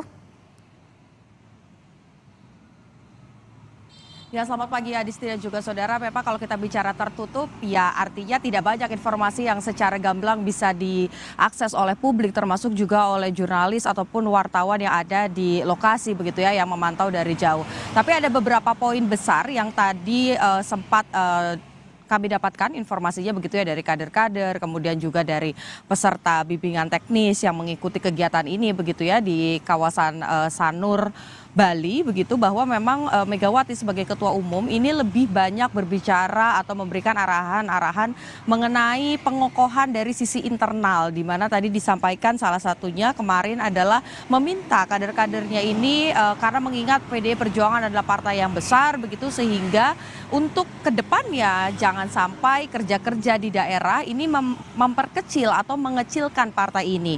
Caranya ya ini dengan gotong royong, kemudian menganggap satu sama lainnya adalah keluarga. Artinya kalau kita bicara soal sisi politiknya begitu Adisti dan juga saudara, kata gotong royong ataupun juga ajakan untuk menganggap kekeluargaan begitu kembali dimunculkan lebih erat lagi di kalangan internal, di mana ini diikuti oleh 3.200 anggota DPR, DPRD dari provinsi, kabupaten, kota seluruh Indonesia. Artinya pesan yang ingin disampaikan oleh Ketua Umum PDI Perjuangan Megawati Soekarno Putri adalah meminta begitu kader-kadernya agar berpikir ataupun juga bertindak untuk kepentingan kolektif, bukan hanya kepentingan individu. Disampaikan juga berkali-kali begitu highlightnya bagaimana kemudian meminta kader-kadernya ini patuh pada peraturan dan juga keputusan-keputusan partai. Karena kalau kita tarik ke belakang dan juga yang menjadi highlight dari tahun politik misalnya di 2024 sampai dengan 2025, konflik dengan mantan kader PDI Perjuangan Jokowi Dodo begitu ya, dan juga keluarganya ada Bobi Nasution dan juga Gibran Rakabuming Raka yang pada 2024 ini memilih untuk bersikap berbeda dengan keputusan partai, kemudian juga akhirnya menjadi rival di Pilpres 2024. Ini tentu saja menjadi satu catatan khusus yang juga sebetulnya sudah dibahas pada Rakernas kelima yang merupakan Rakernas terakhir begitu yang digelar di Ancol, Jakarta pada kurang lebih bulan Mei begitu, bahwa memang yang menjadi poin-poinnya adalah bagaimana konsolidasi internal ataupun juga penguatan di internal partai ini diperkuat lagi, terutama mengenai keputusan partai. Jadi sebetulnya narasi yang disampaikan di BIMTEK ini tidak jauh berbeda dengan Rakernas 5 yang dilaksanakan di Jakarta pada 2025 awal begitu, bahwa meminta kader-kader ini fokus bagaimana kemudian memperkuat internal dan juga bekerja secara gotong royong. Adisti. Oke, 3.200 kader PDI Perjuangan menghadiri bimbingan teknis yang dipimpin langsung oleh Ketua Umum PDI Perjuangan Megawati Soekarno Putri. Kan informasinya awalnya ini adalah bimbingan teknis begitu ya Putu, tapi kemudian apakah Anda punya informasi lain soal PDIP akan menggelar kongres? Singkat saja. Ya, rencananya memang kalau kita lihat bagaimana mengutip pernyataan dari Puan Maharani, Kongres ini akan diselenggarakan setelah BIMTEK selesai dan akan diselenggarakan dalam waktu secepat-cepatnya. Dan kalau kita lihat dari 3.200 peserta yang hadir begitu pada BIMTEK kemarin, ini ya lebih dari setengahnya adalah pemilik suara, yaitu dari DPD, dari DPC, yang kemudian sudah bisa memenuhi syarat pelaksanaan Kongres. Jadi kalau kita lihat yang punya suaranya ini sudah ada di Bali, kemudian juga bagaimana pesan-pesan dari Puan Maharani secara gamblang juga menyampaikan bahwa Kongres ini akan dilaksanakan dalam waktu secepatnya. Kita sebetulnya tinggal menunggu kabar baik saja, apakah pada pekan-pekan ini memang betul kader-kader ini akan kemudian melaksanakan Kongres dan juga satu, menetapkan Ketua Umum PDI Perjuangan Megawati Soekarno Putri dan juga membuka kepada publik sikap partai politik ini akan seperti apa. Apakah berada di dalam pemerintahan atau memilih bermitra strategis, yakni berada di luar pemerintahan dan menjalankan fungsi check and balance atau pengawasan dan penyeimbang. Adisti. Terima kasih informasinya jurnalis Kompas TV Niputu Trisnanda dan juga juru kamera Adini Anissa melaporkan langsung dari Sanur, Bali. Selamat bertugas kembali. Saudara, informasi penting lainnya masih akan kami hadirkan usai jeda. Kabar duka datang dari mantan Menteri Agama sekaligus mantan Ketua Umum Partai Persatuan Pembangunan atau P3 Surya Dharma Ali meninggal dunia.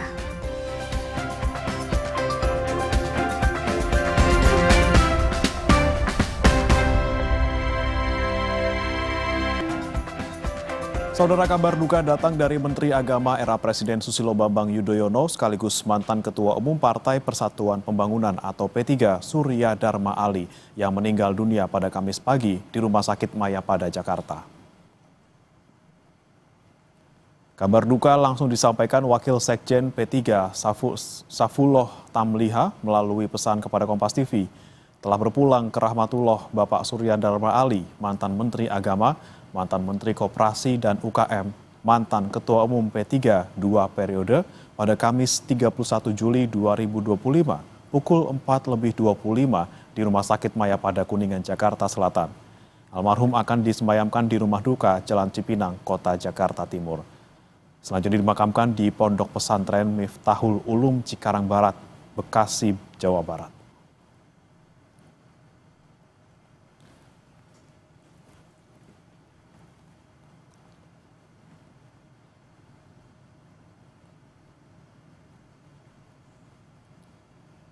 Terima kasih sudah menyaksikan Sapa Indonesia pagi hari ini. Saya Adisti Larasati. Saya Brema Natenaya, selamat pagi. Sampai jumpa.